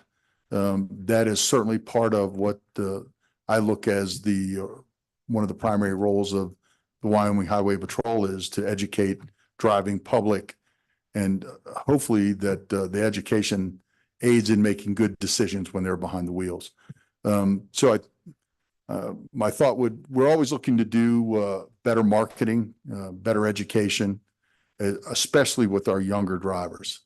It's tough to educate somebody into wearing a seatbelt that simply just doesn't take the seconds that it takes to buckle that up. And I, like you, am here today because of a number of crashes, work-related, that I had that seatbelt on. And thank God for that. But as far as the statistical data, I know that we derive some of that from crashes and then other surveys, but I'll turn that over to Matt to comment further. Matt, please. Yeah, thank you, Mr. Chairman. The Highway Safety Office does a seatbelt survey annually. So every year we contract with a group and they go out and they actually do an observational survey with a number of sites around the state and observe whether you're wearing your seatbelt or not. And then they compile that data, do the statistical analysis, and then provide that to us. And so we have that for every year, probably for at least the last 20.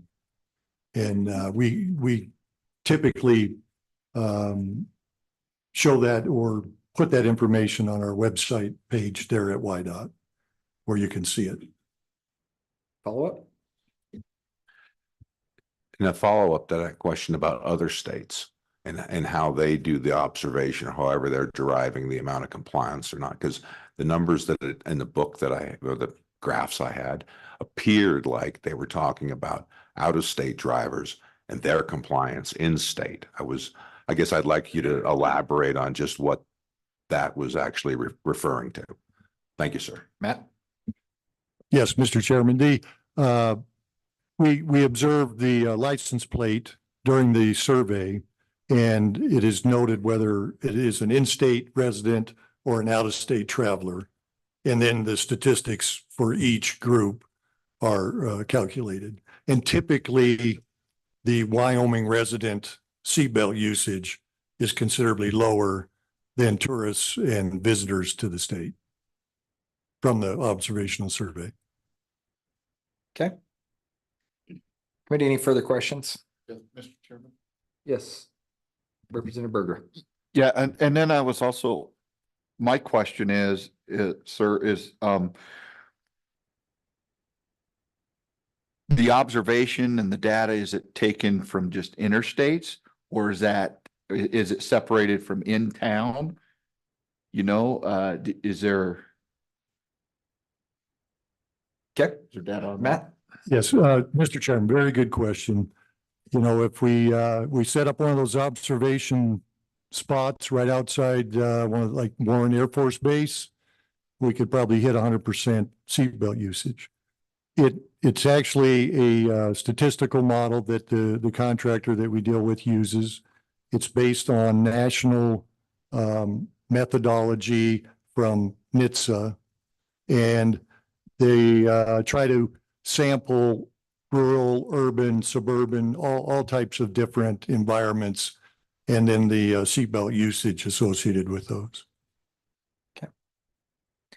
All right. Yep, Senator Furphy. Thank you, Mr. Chairman.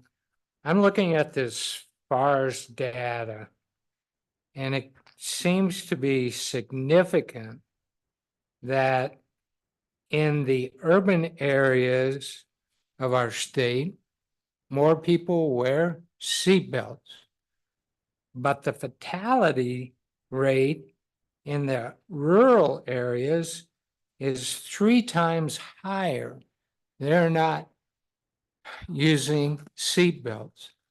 So it seems to me, looking at this data, we need to educate the rural communities. That's where our fatalities are occurring. Am I wrong about what I'm reading here? Thank you, Mr. Chairman. Matt, seems like that's a pretty in-depth. I appreciate the senator going in depth and reading this. Didn't see. Yes, thank you, Mr. Chairman. Good question. It's very difficult when you talk about rates in Wyoming. If in the rural locations, you have lower population. In the urban suburban areas, you have a higher population. When you use rates, you have a bigger denominator, and the numbers, they do look skewed. But I believe the indication is that, yes, the rural folks are not wearing their seatbelt as often as the folks in the urban areas. Okay. One last one here, Representative Pendergraft. Just one more quick question. Thank you, Mr. Chairman. Do you see a difference in generations? For example, my generation, I never even saw a seatbelt in a pickup until mid-70s. And so I jump in a pickup, I don't even think about it. Okay, I'm an idiot, but younger generations, not so much that way. Do you think that there is a possibility that things are improving as those of us older folks move out? That's definitely a different question, not what I was expecting, but if you would care to answer that. Mr. Chairman, yeah. Observationally from, I'm with you there. But I do believe our seatbelt usage in the state has gone up slightly as the younger generations have started wearing theirs a little bit more. Okay. All right. So that finishes us up there, I believe, on primary seatbelt. Is that correct? Or did you have more to add to that, Colonel? No, Mr. Chair, thank you. I'm ready to move on to the next topic. Please. The next one would be child safety restraint systems. And I think 2 years ago, we attempted this same thing, and we had great discourse. Again, it's the intention is highway safety and improve safety specifically for children under 9. The recommendation is remove specific wording and then follow the direction or recommendation of NHTSA regarding when you turn. It was turn at 2, now it's turn at 3, but it's through 2 to 3, or depending on the manufacturer's recommendation on height and weight. And I know that he's very happy that I volunteered him to be here today. But I've asked Trooper Autry, who please introduce yourself. He is one of our subject matter experts when it comes to child restraints. Trooper Autry, if you would please introduce yourself for the record, and please give us all the information we can get on child safety. I'm Luke Autry. I've been with the Highway Patrol for 10 years, and I've been a child passenger safety technician for 9 of those years, and an instructor for 8 of those years. So I teach the technicians about how to install and properly educate caregivers on installing their car seats and for their children. I don't know if I could go, if we have enough time to teach you everything about child passenger safety. There is a whole lot to it. So if there's any questions, we'll just start with there. And if anything I can bring up, we'll continue. Okay. Committee, is there any questions? Let's do it this way. Instead of rehashing it, again, one of the things that my committee, I ask our committee members to make sure that they read all the information, so we don't ask the question of the information that was in the book, and that typically tells me who did and didn't read. So I know Senator Furphy read some very good information on his last question. Committee, is there any direct questions on the child safety restraint information provided by the Highway Patrol? Mr. Chair, I would point out in this report on traffic crashes, page 49 goes into some depth about child restraint systems, and I tried to use most of my material right from this book. I know we gave you a lot, so I emphasize that book quite a bit. I'm not seeing any major inklings here. I'm giving it just a few seconds because every once in a while we get somebody, I have a question. And I'm not seeing it. So there we go. See, I knew that was coming. Right. Co-chairman. Yep. I apologize. I didn't memorize where I read it, but I read somewhere that the recommendation, was have rear facing until the child is 2 or 3. But then the bill that we had 2 years ago, Senate File 19 said 2. And so I'm wondering, is something changed there? And I wasn't on the committee that created this, Senate File 19 in the interim. So I'm just wondering why the apparent discrepancy. And that was discussed, but I think it would be really helpful for this new committee to hear that information if you could. So further guidance coming, everything evolves coming from NHTSA and from the CDC is recommending that the longer they can stay rear facing, it's going to be more beneficial for them. It's going to help them continue to grow their bone structure and their head and neck. And that's really what we're supporting.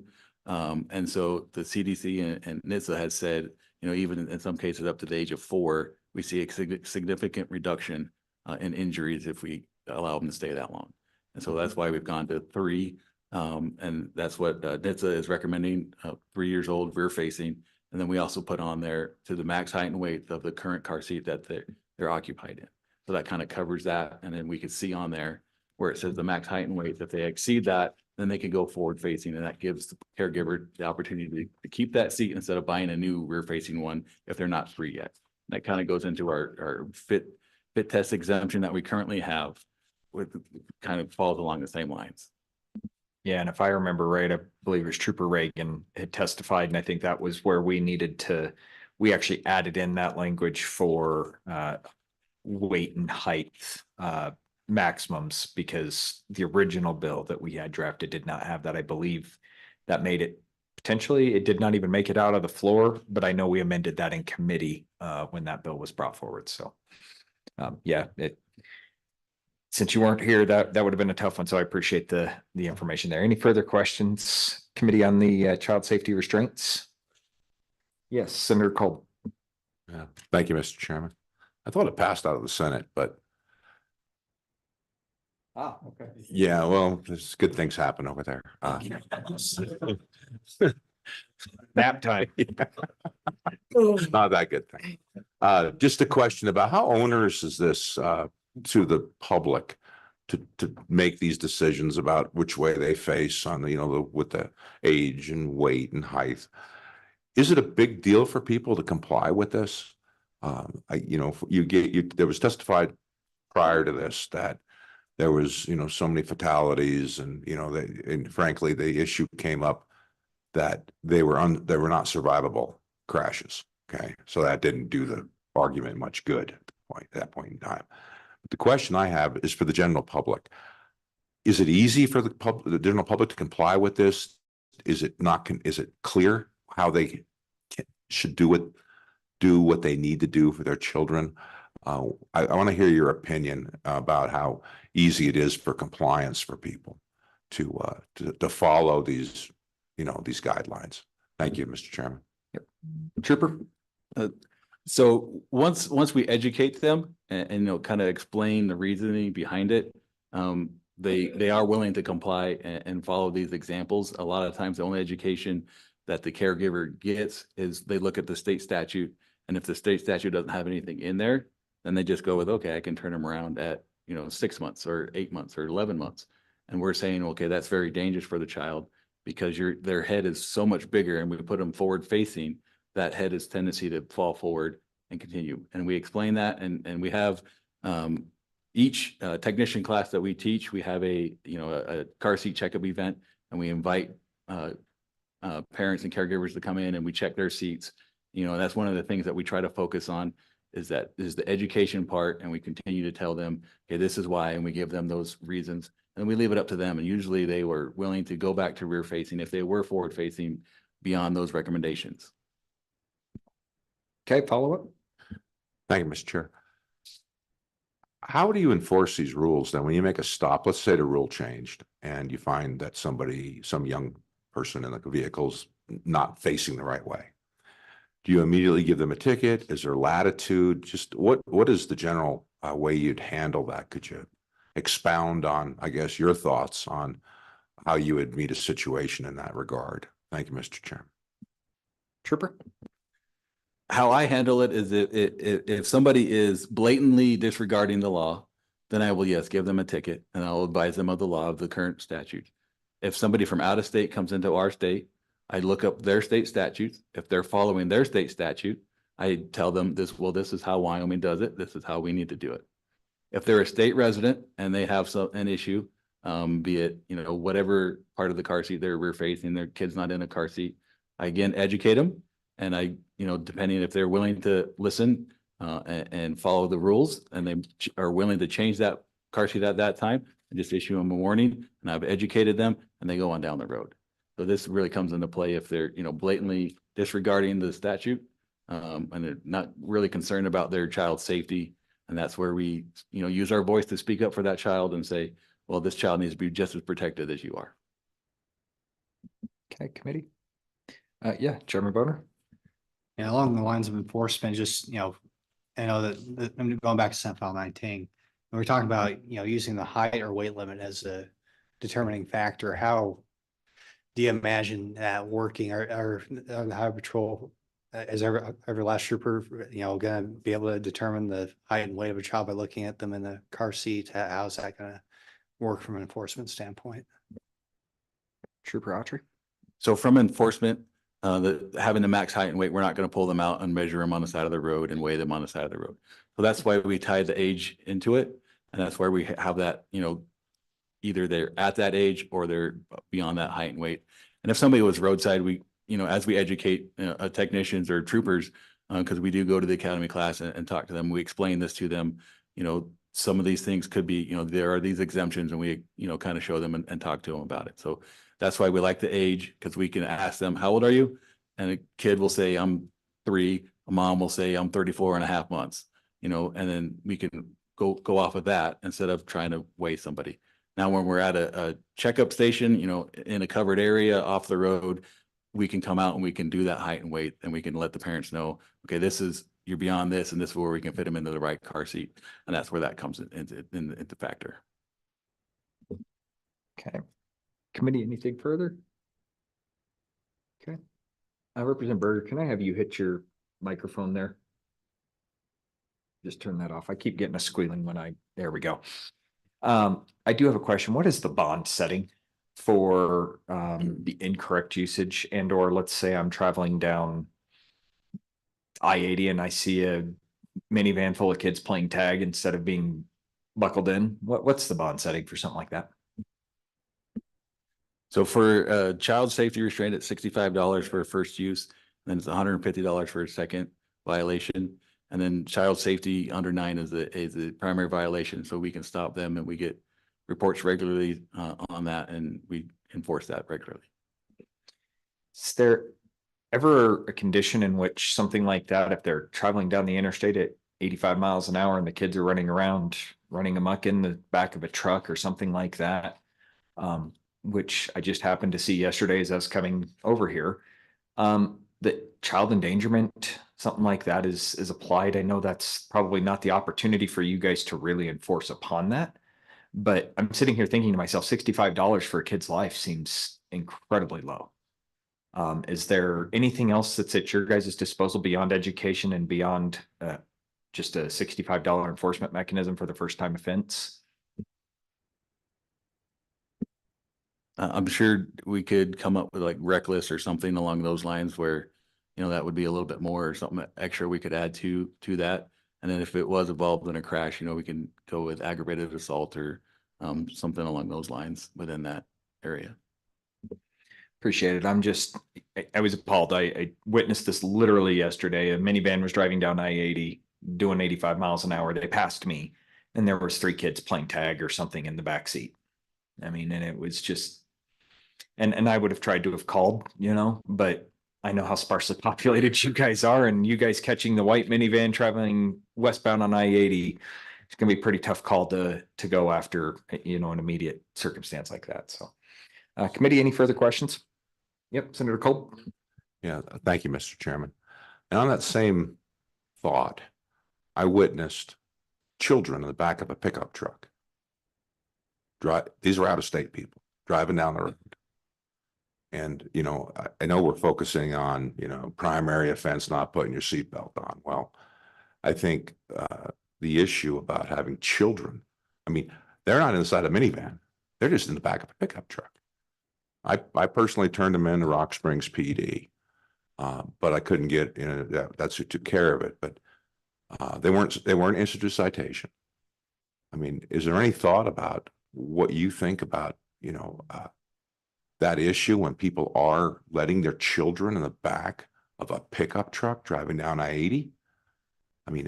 I find it appalling myself, and I'm sure you would too, but do we have anything in the statutes that cover that I'm not worried about if they wreck, then obviously we could have fatalities. We'll probably would have fatalities.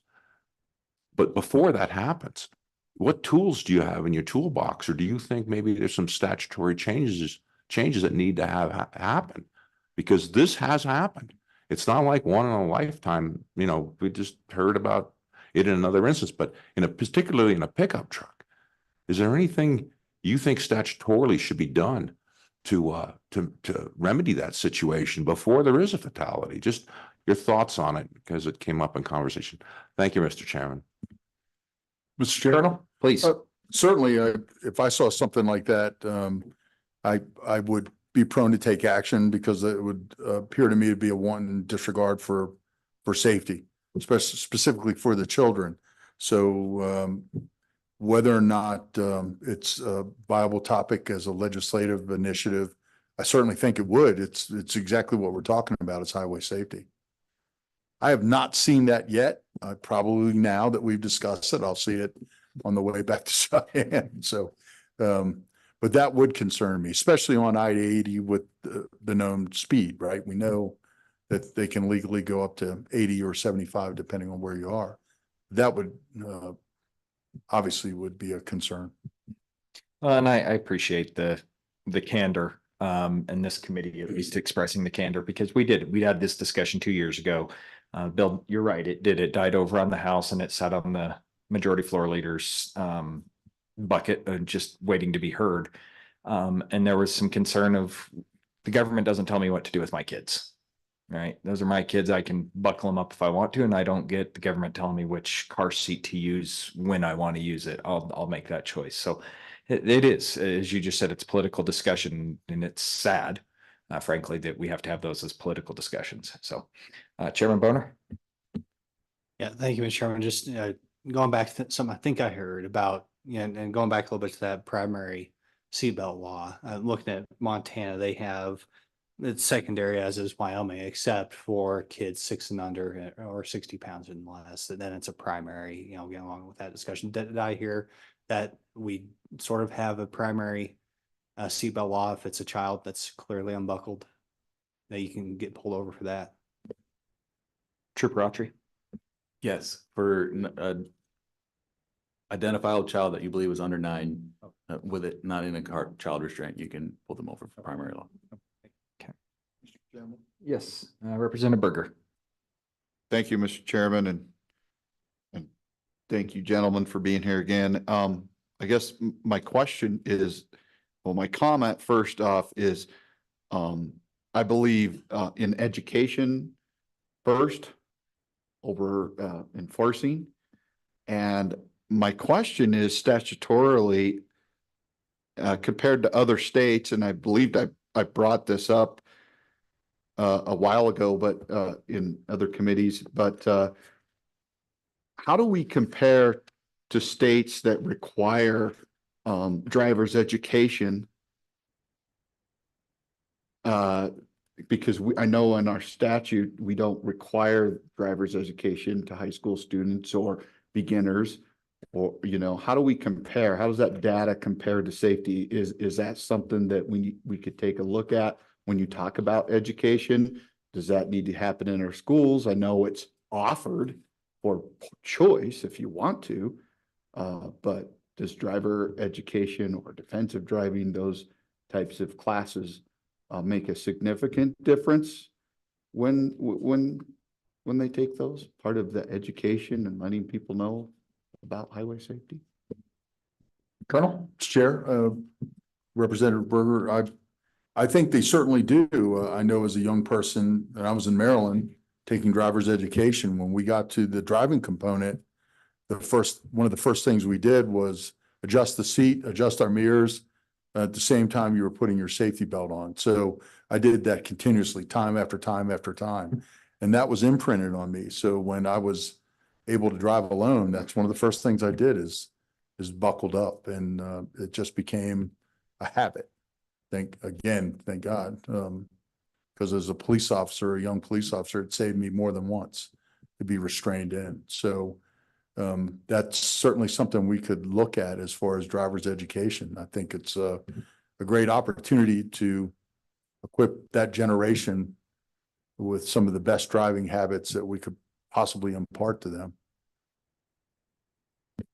Okay. I would imagine, 2 seconds and I'll come over to you, Senator. I would imagine our insurance companies probably have some pretty good statistical data on how good driver's ed is as well, but we'll touch base on that a little later. Senator Brennan.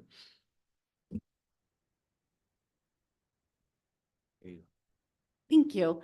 I want to go back to the child safety restraints and a comment kind of followed by a question. I believe I heard once that due to the physics of a lot of how crashes work, how our bodies move, that it would actually be safest if we were all just rear facing in a car, except maybe the driver. Not just children under the age of 3. So when, you know, this seems to be like this trend, like children under the age of 1, children under the age of 2. Now we're saying children under the age of 3. Okay, so now I'm going to go like put on kind of my mom hat and ask, where are the car seats at? Because I know, I mean, I have a daughter who's 4, so we're still I've still got kids in car seats. But when we were getting those like infant and rear facing, there's not a lot of great rear, there wasn't. Is our technology with rear facing car seats catching up, like if we were to implement this law? And it's, I mean, I don't know if you tried to put a kid in rear facing after 1 or 2. There's some challenges with that, with at least where the car seats were 2 or 3 years ago. Is that technology caught up to that so that it's not a burden on the, and I don't know if you've been out and bought a car seat lately. They are not cheap. And those rear facing ones for the older kids are even more expensive. So where, I mean, I'm just playing devil's advocate, I guess, here on that practical parent side of this. And I would just out of the discussion from a couple of years ago, I remember one of the things that Lieutenant Reagan at the time had said was, you know, even if a kid is a little bit too big for the rear facing car seat, I'd much rather have a broken leg than a dead child. And so there was, you know, there are some of those concerns, and I think they're very valid concerns, but Trooper Autry, if you have some additional information. So yes, a lot more manufacturers are coming out with better designed rear facing seats. They are, you know, convertible or all-in-one seats that go over multiple years. Some go up to 100 pounds, so they only have to buy one car seat and then they can go all the way through. But typically a rear facing seat goes from 40 to 40 pounds. And then like the chairman was saying, that we do recommend if child's legs are a little bit longer, that they can just cross their legs. They can touch the seat, back of the seat just fine. And we would recommend a broken leg versus a, a brain injury or something like that. And your comment about, it's safer to ride rear facing. When I teach the class, I do teach that exact same comment to them. So would be safer for everybody to be rear facing minus the driver. So that's one thing that it would be beneficial. If we do a driver with a mirror. And then just remember that you use the bottom of the steering wheel. So, okay. Committee, I think we're going to move on. I believe the only other one that you guys have, if I remember correctly, is distracted driving. Is that right? Okay. Mr. Chair, the next item is couched under distracted driving, but it's specific to the use of handheld electronic wireless communication devices or cell phones. The issue is that the current statute allows someone to write, read, select, or enter a telephone number or name in an electronic wireless communications device for the purposes of making or receiving a telephone call.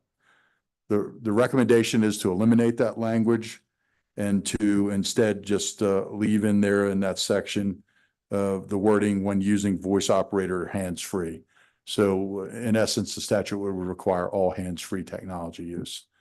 The impetus for that is the use of cell phones is very much distracted driving, which is, I think, on page 104 in this same book. We encounter people frequently not giving full time and attention to driving. And it's, and you've witnessed it yourselves. Usually at night, because of the halo effect of the phone's light coming up. During the day, it's swerving, weaving. But it is not insignificant as it contributes to crashes. Again, it's depicted in that book. So that would be our request. There are many reasons there on that same handout. I won't go into all of them. It's pretty self-explanatory, but that would be our request for your consideration. Committee, any questions? Representative Obermueller? Mr. Chairman, my question is for you actually initially. Is the subject of the safety management system going to be coming up under being discussed in the natural order of things, or are these the gentlemen that would cover that topic too? That it's part of the materials that we have. I had a question about the safety management system. I think what we'll do is we'll defer that over to the director. I don't think these two are going to be Matt might be. Yeah. Wondering. So I tell you what, let's go ahead and finish up with the colonel's information here. Is there any questions on the distracted driving and or handheld cell phone usage right now? Co-chairman? Yeah, thank you, Mr. Chairman. Just looks like this law was passed in 2010, and it's a specific prohibition against texting. I'm just looking at the language itself. Seems like it may not apply to, scrolling the internet or something like that. It seems focused on literally sending a text message. So I'm wondering if nothing else, that might be something that I'm assuming it's not necessarily just text messages, but folks are just looking at searching on the internet or whatever, And so I wonder if that may be I guess, low-lying fruit potentially. And it seems to me that that's far more problematic than, finding a name to call, on your cell phone. And so what are your thoughts about that? Colonel, Mr. Chair, Chairman, yes, I mean, they certainly could be searching the internet, but again, if they're on I-80 doing 80 miles an hour, that's not really full-time in focus. The other thing is looking up in your contacts to find someone to call while you're operating a vehicle, which in most modern cars now you have hands-free and you push the button right on your steering wheel and your mobile assistant comes on and you say, call so-and-so cell, and it does it for you. And that's the automobile industry, in my opinion, doing their job to make us all safer from this phenomena of distracted driving. Okay. Senator Cole. Thank you, Mr. Chairman. Just a question about this distracted driving situation. Would you be in favor of enacting a test as a driver's test for distracted driving. Yeah, I think it would be educational on one side. And there may be people that could pass it, or maybe you could prove to folks that can't. As a distracted driving, because I think people probably overestimate their abilities. And just a way, and I think just a way of maybe education that there's probably somebody out there who can multitask without crashing. It's my thought. But is there some way that maybe you use it as a tool to kind of get this across? I mean, I agree with I've seen people drive and you wonder why they're driving like they're drunk and apparently they're just texting. So I just wondered if there's other way to skin the cat here that we could probably do something different. Thank you, Mr. Chair. Mr. Chair, I would be in favor of anything in furtherance of making our roadways, highways more safer. I would say this, operating a vehicle at speed is different than being in an office or a home situation where you can make a call or search. There is not the potential that you're going to have to make a split-second decision or alter your path to avoid a collision. And that's what distracted driving inside that vehicle does. You've altered your full time and attention to that phone, and therefore you can't counter what happens in front of you. You can't anticipate what you don't see. And that's the challenge with these devices. Yeah, I like the glossary of terms in the back of that book. I just went and pulled it back up because it stuck out to me. What the definition is driving while engaging in any activity that diverts the attention away from this task of safe driving. So as I sit here and think about the chairman's comments on, just a particular section and title that you guys are pulling up here, pretty much anything that you're doing other than driving is distracted driving. If that's reaching behind you to smack the kids around or whatever the case may be, my dad never did that to me, but there's a lot of stuff that's distracted driving. But certainly the usage of cell phones, and 10, 15 years ago, prior to cell phones having all the maps, it was the TomToms and the GPS units that were consistently being typed in while somebody was trying to drive as well. So I think it's worth looking into. Not sure if the committee will have the desire to carry something like this through, but we'll certainly do that. And then I think that leaves us. Oh, okay, Representative Berger. I guess my question here, Mr. Chairman, is it more than just technology? I know technology might serve as most of it, but eating a cheeseburger down the road, scarfing that down, is it just distracted drive or makeup? Yeah. Is it just distracted driving? I mean, that's Mr. Chair. It's all the above. But unfortunately, the lion's share, I think, of what we see as reflected in the data is, cell phones are not just phones, they're computers.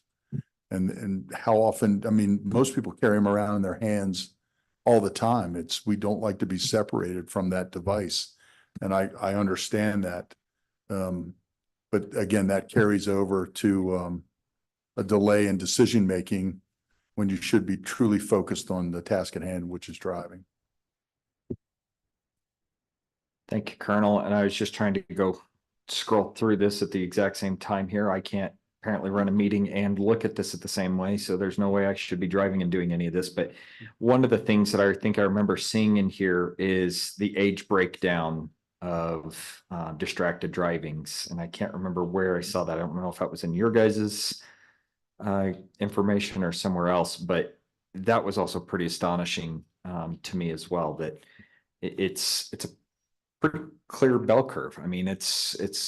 You're not really focused in on the younger crowd. It's people in their 40s, 50s, 60s are attached to their cell phones in their hands just as much as a teenager is. It was pretty telling to me. So Representative Pendergraft, and then we'll move on to your last statement. Thank you, Mr. Chairman. Just a question. Is there anything in the statutes that talks about Fifi in your lap? I don't know how many times I've seen people driving around with a dog in their lap. Anything about animals being distracted driving? Mr. Chair? When he said Fifi, I was thinking about the film incentive program, so. I flashed back to Ice-T. I was trying to figure out what that acronym is. Yeah, again, that's all the above, sir. That's distracted driving, but it seems to me that most of the smaller dogs want to look out that driver's window and really don't obscure the driver's vision, right? Unless Fifi is a Labrador Retriever or a Bernese Mountain Dog, then you're talking about the driver's vision being obscured, which would be a separate kind of violation. Follow up? Follow up, just for clarification, did the statute ever mention a unrestrained pet? I don't think our statutes have, but Colonel, if I'm pretty sure that would be. We'd be really going down the road on, no pun intended there, of government control of what I can do in my vehicle. I don't know that that's ever been contemplated. I'm not aware that. Mr. Chair, I am not aware of one. Yeah. Okay. One last discussion point, Senator Cole. Yeah, thank you, Mr. Chairman. Just a general question. Don't you have the authority now to pull people over for, I don't know, not staying in your lane or whatever thing you had observed because they're just acting erratic? I mean, I assume you can, can you ticket people? That's the question, without the statutory change for erratic driving? Or, when you can obviously see as an expert that people are distracted. Thank you, Mr. Chair. Mr. Chair, Senator Cole. Yeah, absolutely. And most of the time, what we see is the violation that occurs in front of us. The vehicle would be stopped and we discover that it was, or we don't know.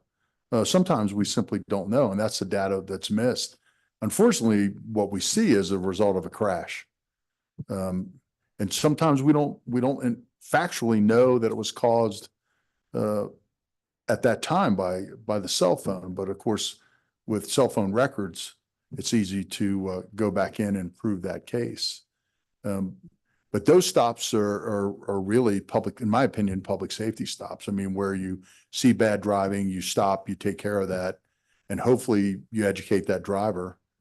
But unfortunately, we deal with the crashes that are a result of distracted driving specific to those devices. Can't tell you how many times I wish I could play cop, because I think the toughest part is you guys are so sparsely populated yourselves, right? And if I'm seeing somebody cross that white line and tap that white line, okay, well, I'm going to go pull them over, but then I get a ready report for somebody 7 miles down the road. Which one takes more precedence, right? You guys working 2, 3, 4 on a shift and you're covering 350 miles in each direction. That's a lot to ask of you guys. So totally understand that. But I can also say we all get to see it because we're all watching for it. You guys are living it every day. And it's a lot tougher when you guys are on calls to be looking out for other things on a regular basis, especially going down the interstate. Seeing people doing something the other way is next to impossible. So let's go ahead and move on to our last topic there, Colonel. Thank you, Mr. Chair. Those 3 items that are presented were, again, all couched as highway safety. Again, the impetus is to make our roadways safer. And at the YDOT table, as we discussed, how do we work towards a goal of 0 deaths on our roadways? And so that's the impetus for those 3 things. This last item is written crash reports, specifically required of police officers, and the threshold, which is $1,000. So the current statute requires a police officer in Wyoming to write a crash report.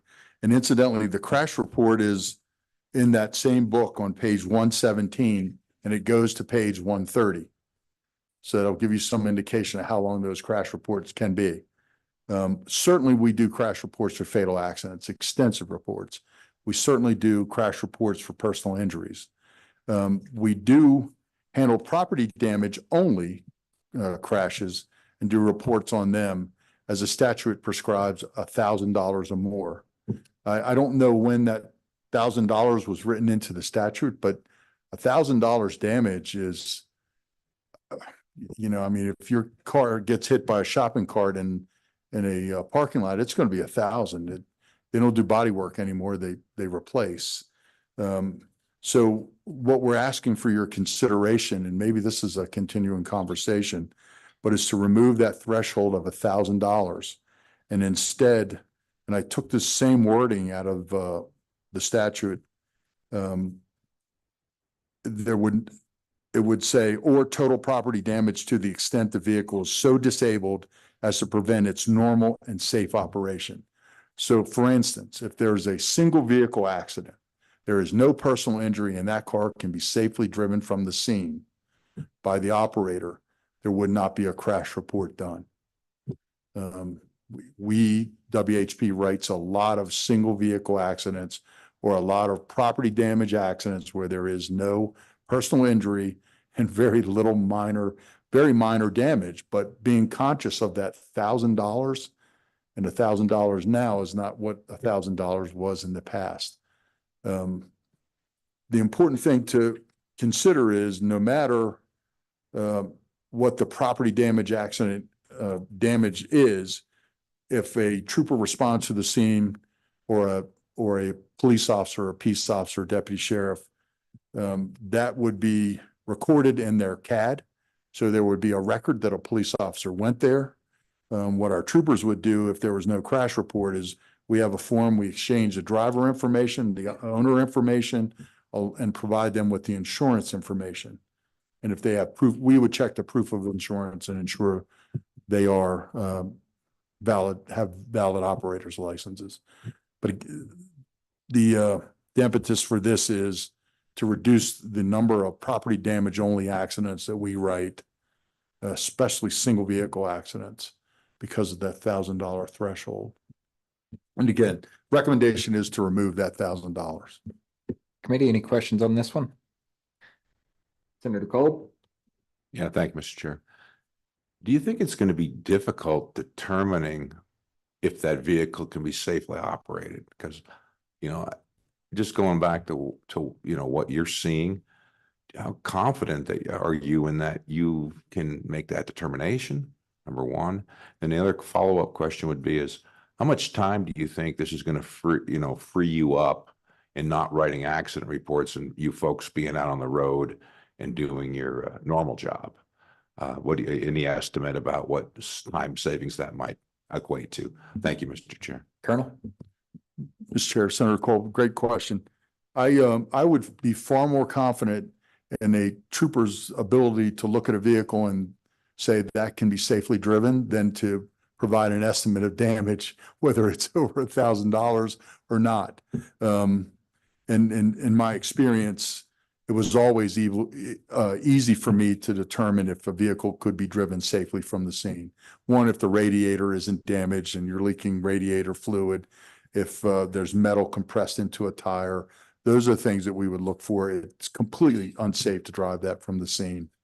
And I wish I could give you an hour by hour breakdown. If you look at the property damage only collisions, and I think that's in page 5 of your book, at the number of property damage collisions we write, and a lot of single vehicles. Again, this is not personal injury, or even if it's possible injury, we would still write that. Absolutely write that. But it's those where that's not significant property damage and the vehicle can be driven from the scene. I think it would save law enforcement in Wyoming a significant amount of time. And just looking here on page 17, there's just shy of 11,000 property damage only crashes in 2023. So figure 11,000 crashes. And I love this idea because I brought a bill 3 years ago. I'm looking to Ms. Wilkinson over there 3 or 4 years ago to take this $1,000 up because it was a concern brought to me by a constituent, you know, that literally almost exactly what you said happened. They got in a fender bender in a parking lot. And I mean, barely tapped one another, but it was $2,800. And so we tried to bump that up to $2,500 and it never saw the light of day. But when you sit there and you think about 11,000 crash reports, let's just say 80% of those are over $1,000. That's a lot of time spent by these law enforcement people having to write these. So, yes, Representative Berger. Yeah, thanks, Mr. Chairman and Colonel. That address the liability, even releasing a car, whether there's even $1,000 damage or not, just releasing the car and saying, hey, this vehicle is now safe to drive on the road. What's that liability on? They put a lot of liability on the trooper. I think there's more liability on the owner operator, really, but if it's apparent that it can't be, if it's out of commission, obviously we're going to write that crash, right? If a wrecker has to come remove it, we're writing that crash. Again, but we're looking for the obvious damage that would prevent steering, the radiators crash, or there's other apparent damage that would prevent safe operation. But I think there are a lot of vehicles driven from crash scenes all the time. And that's at the insistence of the owner operator or both. And along with concurrence of law enforcement, because they can make that determination. And the statute does read apparent. And that was an aptly used word, because that took a lot of onus off of law enforcement. You have a vehicle that looks like it maybe has $1,000 damage, and it turns out it's total because the frame is bent because of the age. But that apparent word in there really was aptly placed. Okay. Thank you very much, Colonel. Representative Obermiller, since we've got Matt here at the table, and I believe he's probably going to be the one to answer the question. Did you want to ask your question right now? You bet. Thank you, Mr. Chairman. I appreciate that. I just wanted to ask you about the safety management system, the priorities there under the safety management system, and maybe just preface it with anecdotally. In my career, I traveled the state highways around the state of Wyoming extensively. None of my non-wrecks get recorded. But there were two things over those years that saved my life. One was awareness of the other driver, particularly the driver behind the truck that's coming toward you, because that driver wants to pass that truck. So being ready to dodge when it comes around. So that was one piece. The other piece was the place to avoid that crash, which was a good shoulder on the road. And in fact, just last week, this happened on the highway south of Mule Creek Junction, heading toward Lusk. And if it wasn't for a real fine shoulder to dodge the guy from, we would have been roadkill just last week. So, but that's not information that you can apparently capture, to say, well, how many accidents have been avoided by having that awareness of the other driver and in combination with a place to avoid the accident. So my question for you is, within your system, how high a priority do you place on wide shoulders for the avoidance of these kind of wrecks? Matt? Thank you, Mr. Chairman. It becomes a little bit of a complex question when you start looking at shoulders and awareness of other drivers and things. So you look at driver behavior as a kind of a category in itself, and then the cross section or the roadway itself. What does the roadway look like? One of the things that we do with our safety management system is that we try to look at low-cost treatments that we can put everywhere, because we don't know where the next person's going to be distracted, impaired, fatigued, or where that other person's going to be coming at you. So we put in a lot of stripes, signs, rumble strips, guardrails, and wide shoulders on those routes that have the right kind of traffic volumes to tell us where they need to go. So that's kind of the simple answer to your question.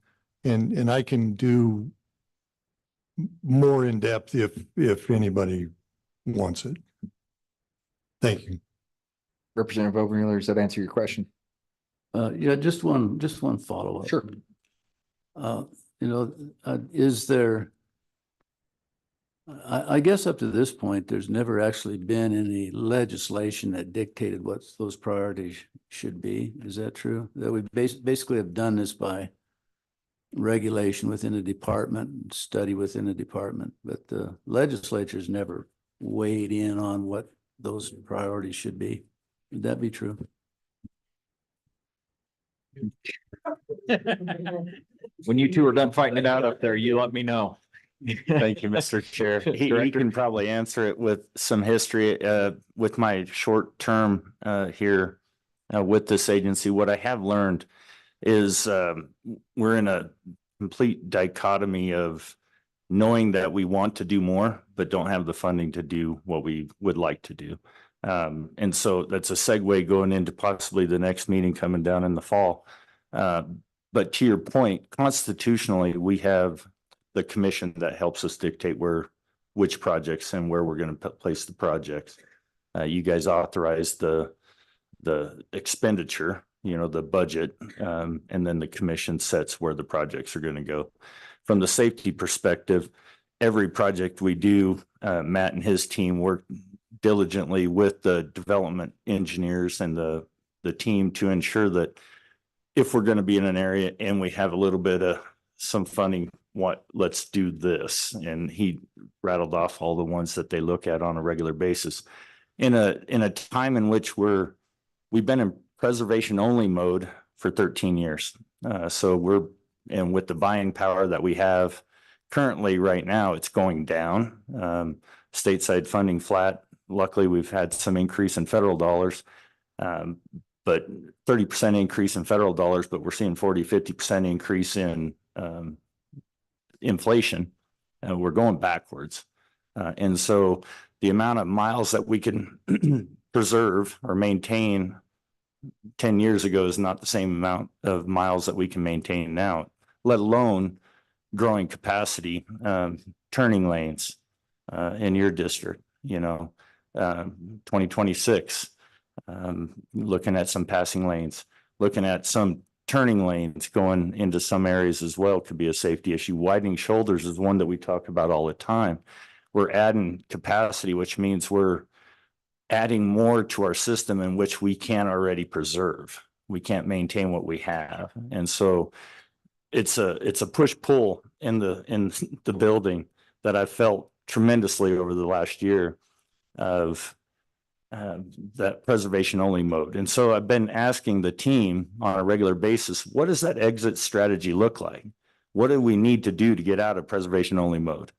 To where we can focus on some expansion projects. We look at Southwest Wyoming, where Highway 30, I believe, there's a possibility of expansion down here, but there's no way I can financially absorb the cost of expanding that project or that highway system, knowing that I can't maintain it either.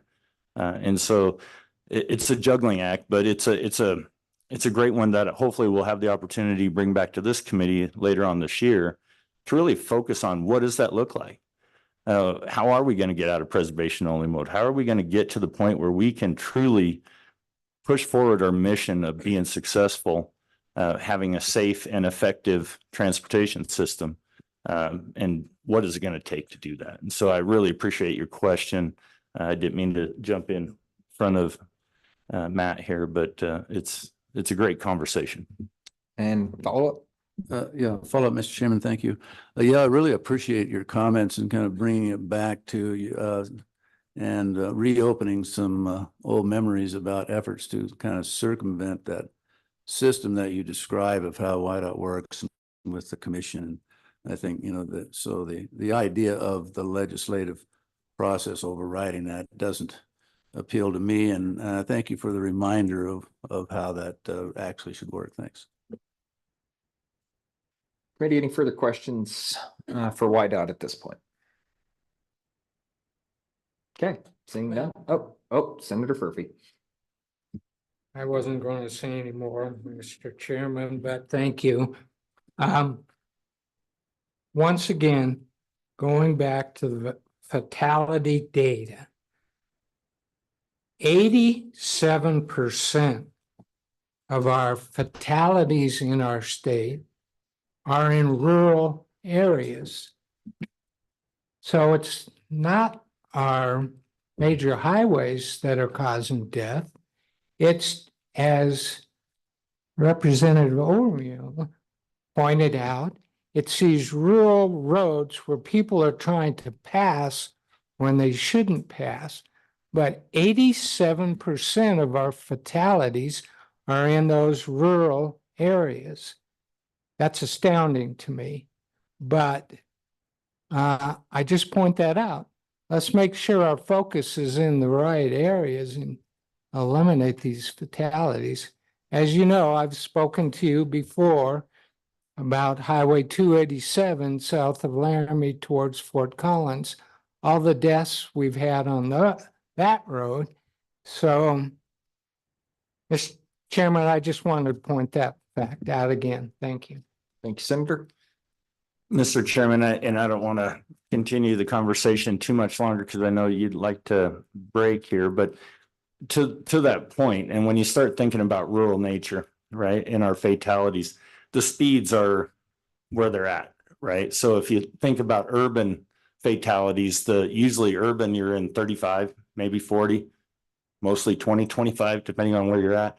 So your speeds are really impactful, and I'm way jumping into your world. But I've learned a lot in the last year with this gentleman, and the team. And so you start thinking about that. Well, then we start talking about taking the rights away from our people of not being able to drive whatever speed limit they want to drive. So we do balance the speed to try to put it at the appropriate level for the road in which they're traveling to not minimize the safety, but put them on a safe flow of traffic speed.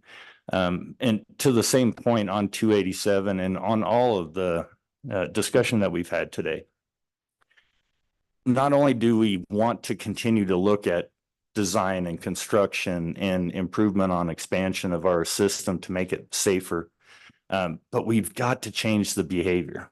There's the human factor in this that is so important that we've got to figure out. Too many lives are being lost because of behavior, whether it's distracted driving, whether it's not wearing your seatbelt, whether it's letting Fifi drive.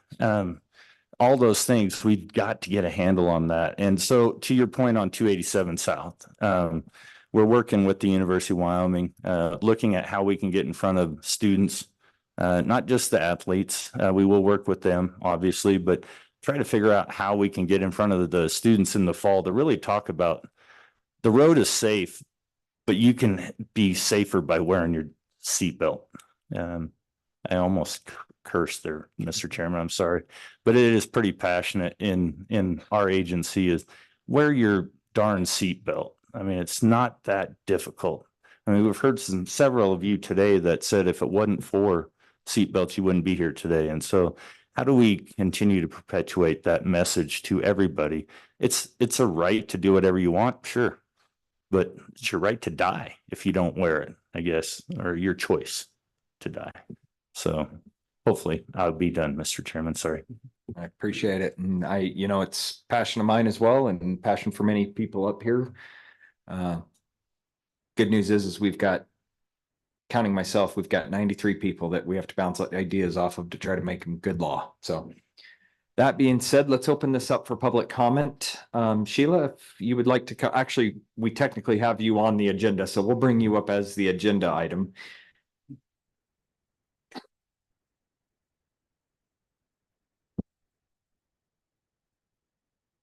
Mr. Chairman, thank you. Sheila Furch, Wyoming Trucking Association. Just to kind of quickly play off of what we've been discussing this afternoon, we don't usually take a position on child restraints. So, happy to support, but we don't usually take an official position. We have not discussed nor taken a position on the threshold for crashes. A lot of what the Colonel said makes a lot of sense. And certainly if you're seeing that kind of damage on a passenger vehicle, the level at a commercial vehicle, is going to be a lot different. So I'm certain my members will be interested in that information coming out and taking a position on that in the future. We are supportive of a primary seatbelt law.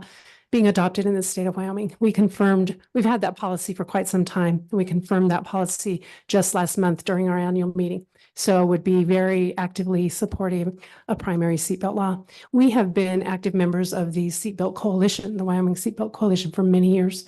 We participated many, many years ago, and then when it was kind of revitalized and is up and running, we've been supportive of that effort as well.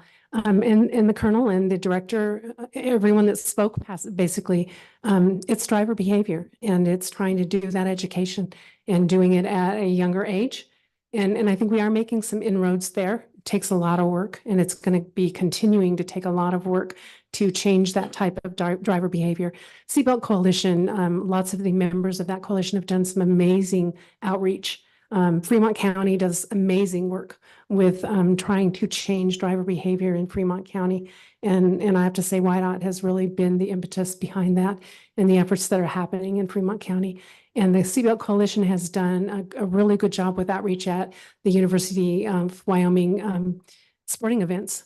And so that there are those ongoing efforts, and I think it is moving the needle. You know, it's hard to measure, but I think it is moving the needle, and we're very supportive of those efforts. The highway system in this state is where my members do their business. That's their office. And we want to be proactive in supporting highway safety at whatever level needs to be done. And so we would also be supportive of efforts to tighten down the statutes on distracted driving, because we see that as a huge factor in highway safety. Excuse me. I just want to quickly, because I know we are kind of under the end of the day time constraints, but there are a lot of efforts. I mentioned the Seatbelt Coalition. We have also facilitated the Governor's Transportation Safety Coalition for several years now. This was a coalition that was put together under Governor Mead, and basically it's focused on occupational fatalities, and where we see, and I know you guys are cognizant of the fact that highway fatalities, a lot of them are related to the workplace. There are people that are driving back and forth to an oil site, or someone who is a traveling salesperson. Certainly commercial vehicles fatalities. Those are all occupational fatalities. And the Transportation Safety Coalition was put together to try to address ways that we can make those fatalities lower in this state. Lots of highway stakeholders are involved in that, businesses, individuals. We have many members of the Wyoming Department of Transportation, from highway safety to engineers. We talk about areas of the states where we're going to see an influx of traffic. What can we do better there? What is there better signage? Do we need to consider passing lanes there because we're going to see additional traffic? They've been very receptive to suggestions from that Transportation Safety Coalition. They've been very proactive, reaching out to us. So I think, again, we're moving the needle there with that Transportation Safety Coalition. On a larger effort, industry-wide, I just kind of want to touch on some of the things, and some of you guys may be aware of this. Some of you have seen some of this activity, some of you haven't. We have a very proactive district administrator of the Federal Motor Carrier Safety Administration in Cheyenne, and he's new. He's only been there a couple of years, but he has already put together teams that are going out to school districts to talk about highway safety in general, and specifically highway safety about driving around a truck. What do you need to know when you're sharing the highway with a truck? And here's what the truck driver can see and can't see when you're in their no zone. If you're driving for miles in this position, he doesn't know you're there. Most drivers don't know that.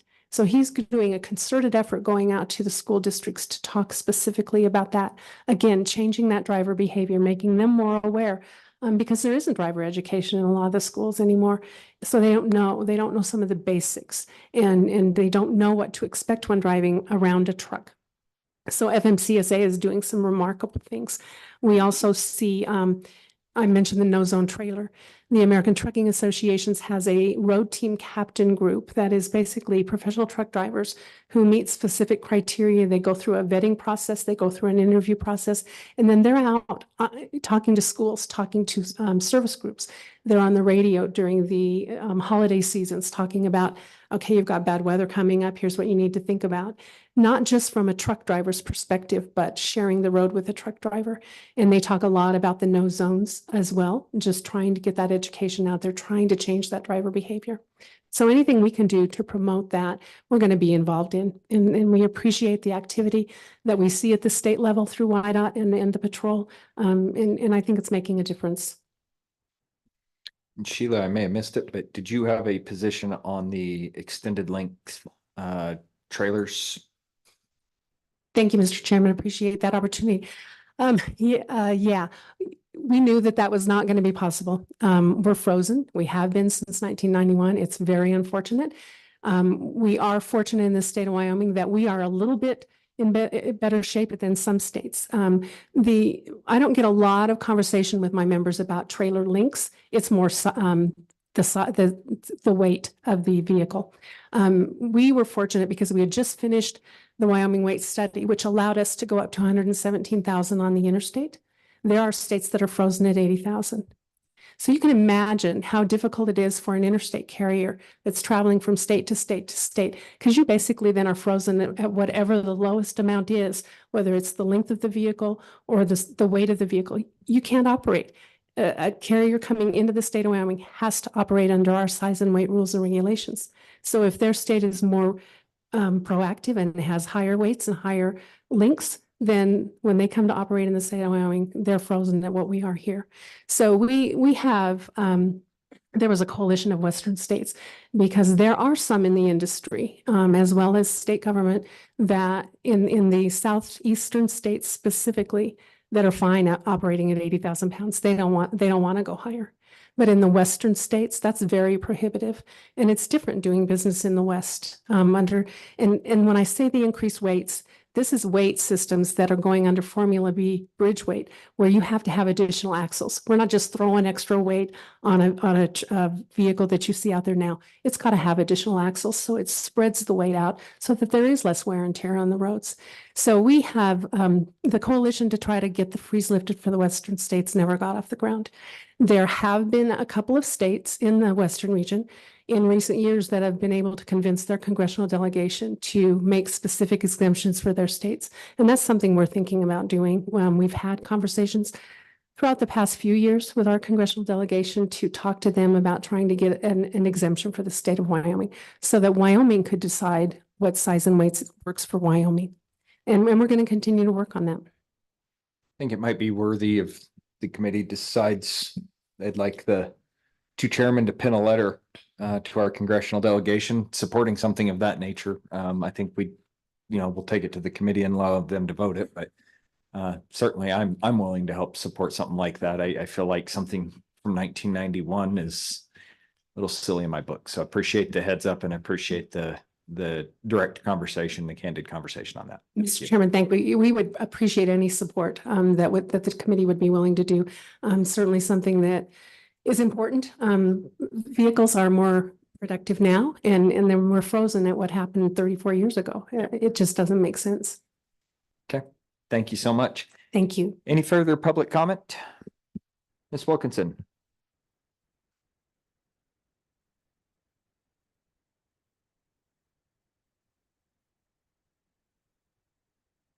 Thank you, Mr. Chairman. Members of the committee, Catherine Wilkinson here on behalf of American Property Casualty Insurance Association. I will be brief with the timeline. We are in support of all of the proposed highway safety measures presented by the Colonel today, the seatbelts, child restraints, distracted driving, anything that can improve the safety on the roads. We absolutely support it. In terms of the accident reporting threshold, excuse me, the Colonel did reach out to me and we had a few conversations. Certainly understand the 1,000 mark is very burdensome, very low. I believe he's looking at moving it to a disabled status, and that might work. I think there's an open dialogue there. We may see if there's a higher amount. I will tell you that the claims liability assessment from law enforcement is not helpful at all in the claims process, just with how expensive cars are these days, the vehicle damage. Most of the time, their assessment is not going to be accurate. So in terms of claims, it's not helpful. Where it is helpful is on the underwriting with the citation side of it, getting that information entered into that system. And it's a source of revenue, I think, as well for YDOT with the motor vehicle records, but just having that information on the underwriting side is very important. But I think if there is that process, which exists already, to exchange that information between the drivers with the insurance, we'd be willing to work to see what might be the best language to update that $1,000 threshold. Okay, committee, any questions for Ms. Wilkinson? Thank you. Thank you so much. Any further public testimony? Seeing nobody jumping up to the mic, we'll close public testimony. Brings us to committee directives. Committee, is there any discussion and or motions to be made on the 3 topics? I guess technically it would have been 4 from the Colonel and from Matt. Kind of give a Representative Obermueller, do you have a motion? Well, I just kind of want to get a sense of the committee on lifting that $1,000, whether we want to take that, have that drafted for the next meeting. So committee, I'll move that and see if I can. Okay, so we've got a motion for a bill draft on that. A second. Please make sure you guys are, when you're doing something, make sure that you state it so the staff has the availability to do that. Just holding up fingers doesn't usually work. So second by Representative Nemec. Committee, the request is for a bill draft to raise the threshold for reporting from law enforcement agencies from the $1,000 to a disabled vehicle right now. I think it sounds like we may have a discussion on that a little bit later. Actually, the motion was to just drop the 1,000, just get rid of it. Just drop it completely? Yeah. So not follow what the director, or I'm sorry, what the Colonel has offered? Well, tell me what the Colonel has offered, Mr. Chairman. I guess maybe I missed it. Okay, co-chairman. Okay, yeah, Mr. Chairman, I thought that was a recommendation. Oh, from it is YDOT, supposed to remove but then we heard from some of our insurance companies that in fact it does help them.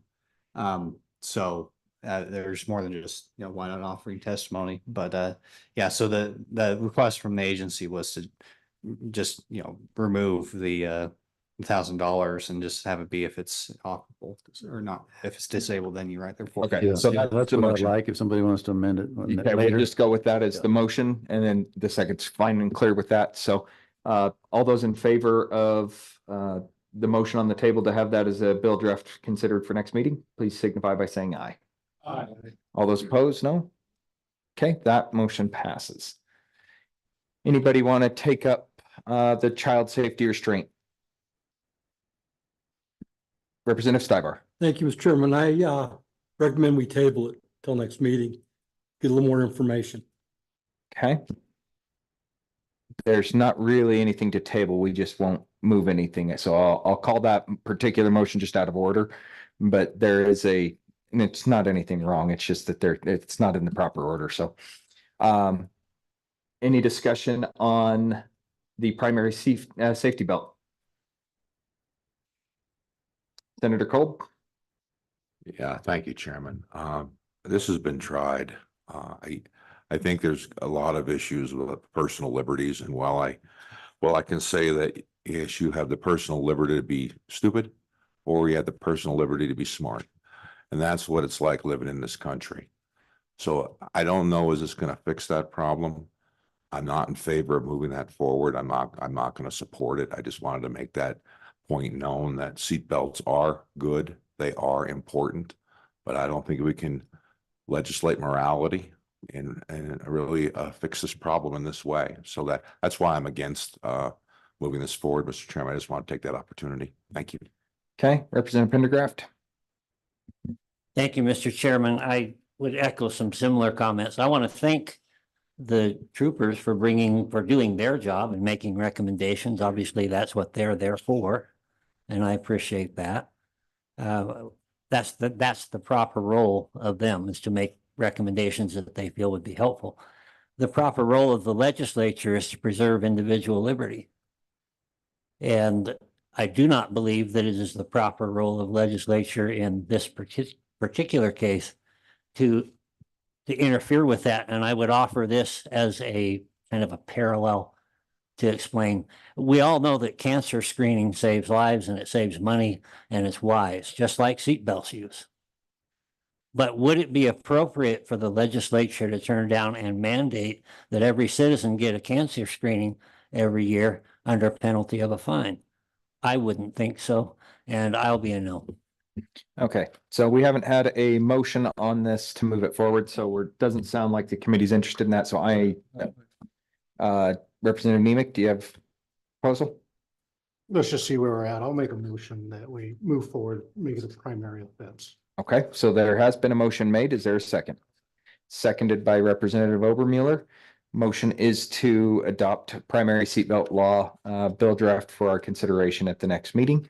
All those in favor, please signify by saying aye. Aye. All those opposed, no? No. Let's do a show of hands. That was really close. Certainly loud. Yeah. All those in favor, please raise your hand.